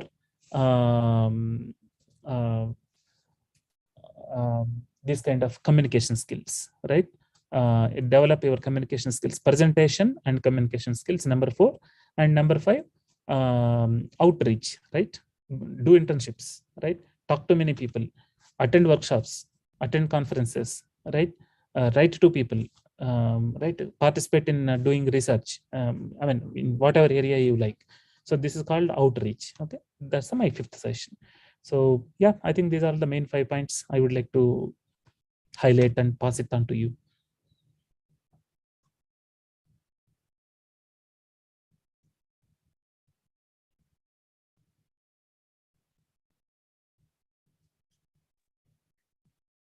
So there are some couple of questions, sir.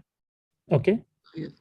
So, sir, could you please share your opinion on should we watch and learn through tutorials, or should we first learn all the concept and then try to make a project? Okay, one second. Tutorials. Yeah, see, I think the main thing is first understanding concept is most important, right? Foundations are very important. Once you have the foundational skills, right? The other projects you can keep participating. So without knowing the fundamentals, what will happen is if you start doing some project, that gap will come. So you will not understand the linear optimization. Suppose in machine learning, in any classification and clustering thing, it is linear, non-linear optimization only.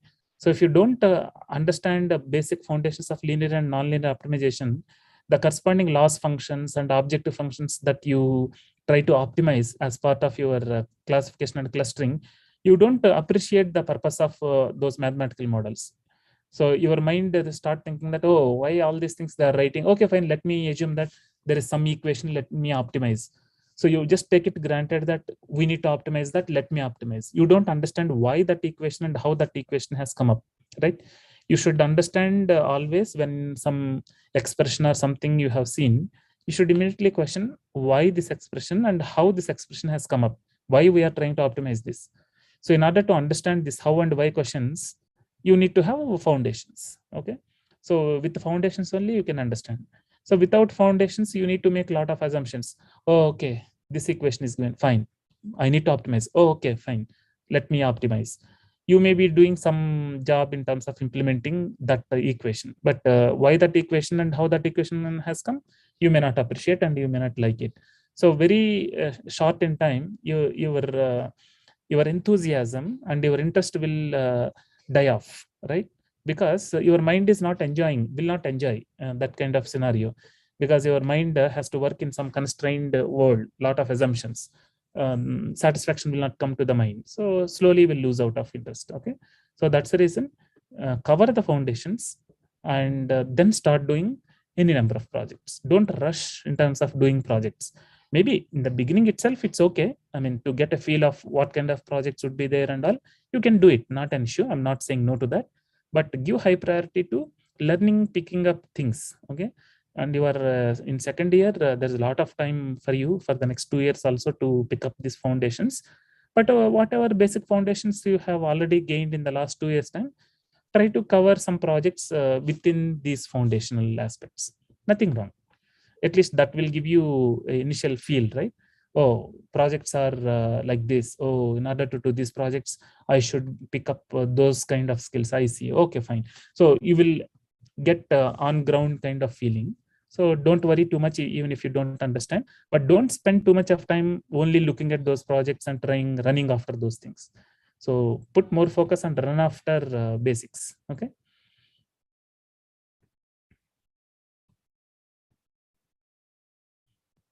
That's my answer.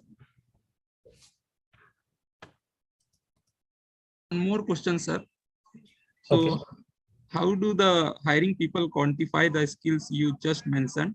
And what can a bachelor's student do in their capacity to make sure that they land internship at the company?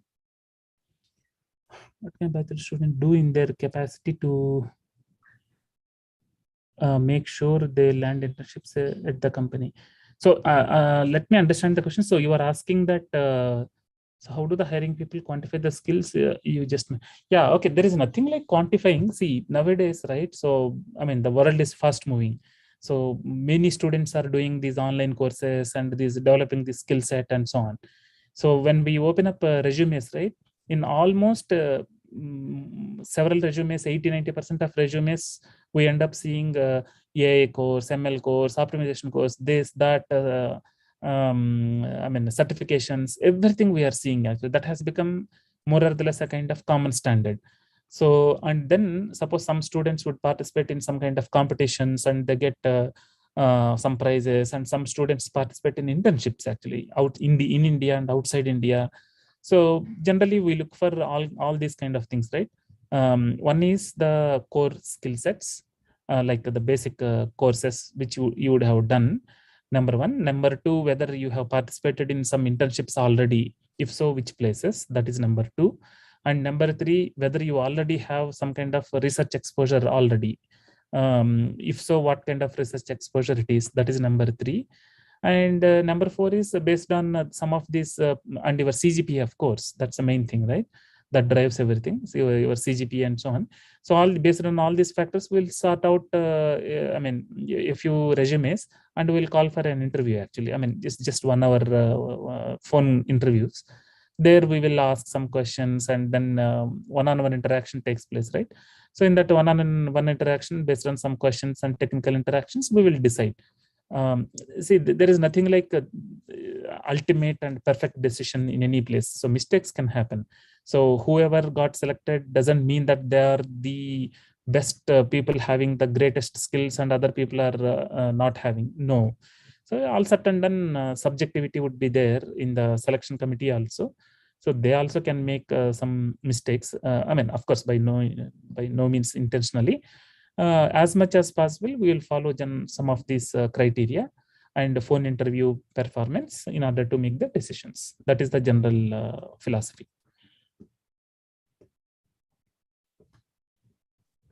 Thank you, sir, for the kind answer. I think it cleared that doubt. And thank you, Avinash, for the question. And one more question we have, sir. So Siddharth is asking about active research topics in Adobe, so that they can think about, if they think about internship or something, they can actually think about those areas. Yeah, sure. This year internship is over, so you can definitely try for next year. So which means that October, November, December timeframe, they call for applications. You can reach out to me also for the application timelines and all for next summer. So typically Adobe Research works in many areas, but some important areas are image analysis, video analysis, NLP, text analytics, and a lot of data analytics, right? Tabular data analytics, anomaly detections, right? So the typical ML based thing. So you should have the basic ML, AI, ML kind of skill set, right? I already spoke a lot of like basic courses. If you have, I mean, as much of those basic skills, you will be good. The areas are these things I told, right? So since Adobe is more into these Adobe products, I'm sure some of you might have already utilized. So text, image, video based analytics are the main things. But having said that, there are a lot of other things are also the system based things, system maintenance, system monitoring, system testing, and NLP based solutions. So I think all core areas we work on actually. Thank you, sir, and thank you, Siddharth. Also, sir, on a note, actually, we also have some MTech students attending the workshop. Actually, they are actually also looking forward to, I think, for projects, industry projects, basically. So I think you will. I mean, if they are happy to work in these topics, I think they'll be free to contact you maybe later to discuss maybe about the topics of interest or your areas of interest, maybe. Sure, no problem. So, I mean, please provide my email ID, sir. So I'm happy to respond to them. Not an issue. Sure. Thank you, sir. And I think that's a question so far we have, sir. Please go ahead, sir. Okay, fine. Yeah, so I think I'm done actually. So this is the main message. So the 5 points I already reiterated, whatever I wanted to communicate. So wish you all the best. I wish you that, I mean, you excel in your careers by taking as much of suggestions and then guidance from your faculties and I mean, other experienced people and mentors. That is most important. Thank you, sir. And I'll hand over now to Anusri ma'am for just concluding the session, sir. Sure.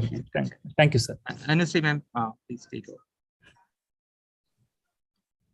Yeah, thank you so much, sir. And it was really a nice session and quite interactive because these kids are all UG2 students, so they will get a very basic idea on how to approach. So that's what was really very helpful for them. So thank you giving your time today to us. Thank you so much. It's my pleasure. Sir, if there are no more questions, then we can close the session. Sure, ma'am. Sure, sir. Thank you very much for the opportunity to come here and speak with all of you. Thanks a lot. Thank you very much, sir. Thank you, ma'am. Thank you all. Thank you. And there's a notice for the students who are participating in the workshop. Actually, you should attend it in physical mode tomorrow in 113 and 115. Thank you all. Thank you, sir. Thank you, sir. Okay. Take care. Thank you. Have a good day. Bye. Thank you, ma'am.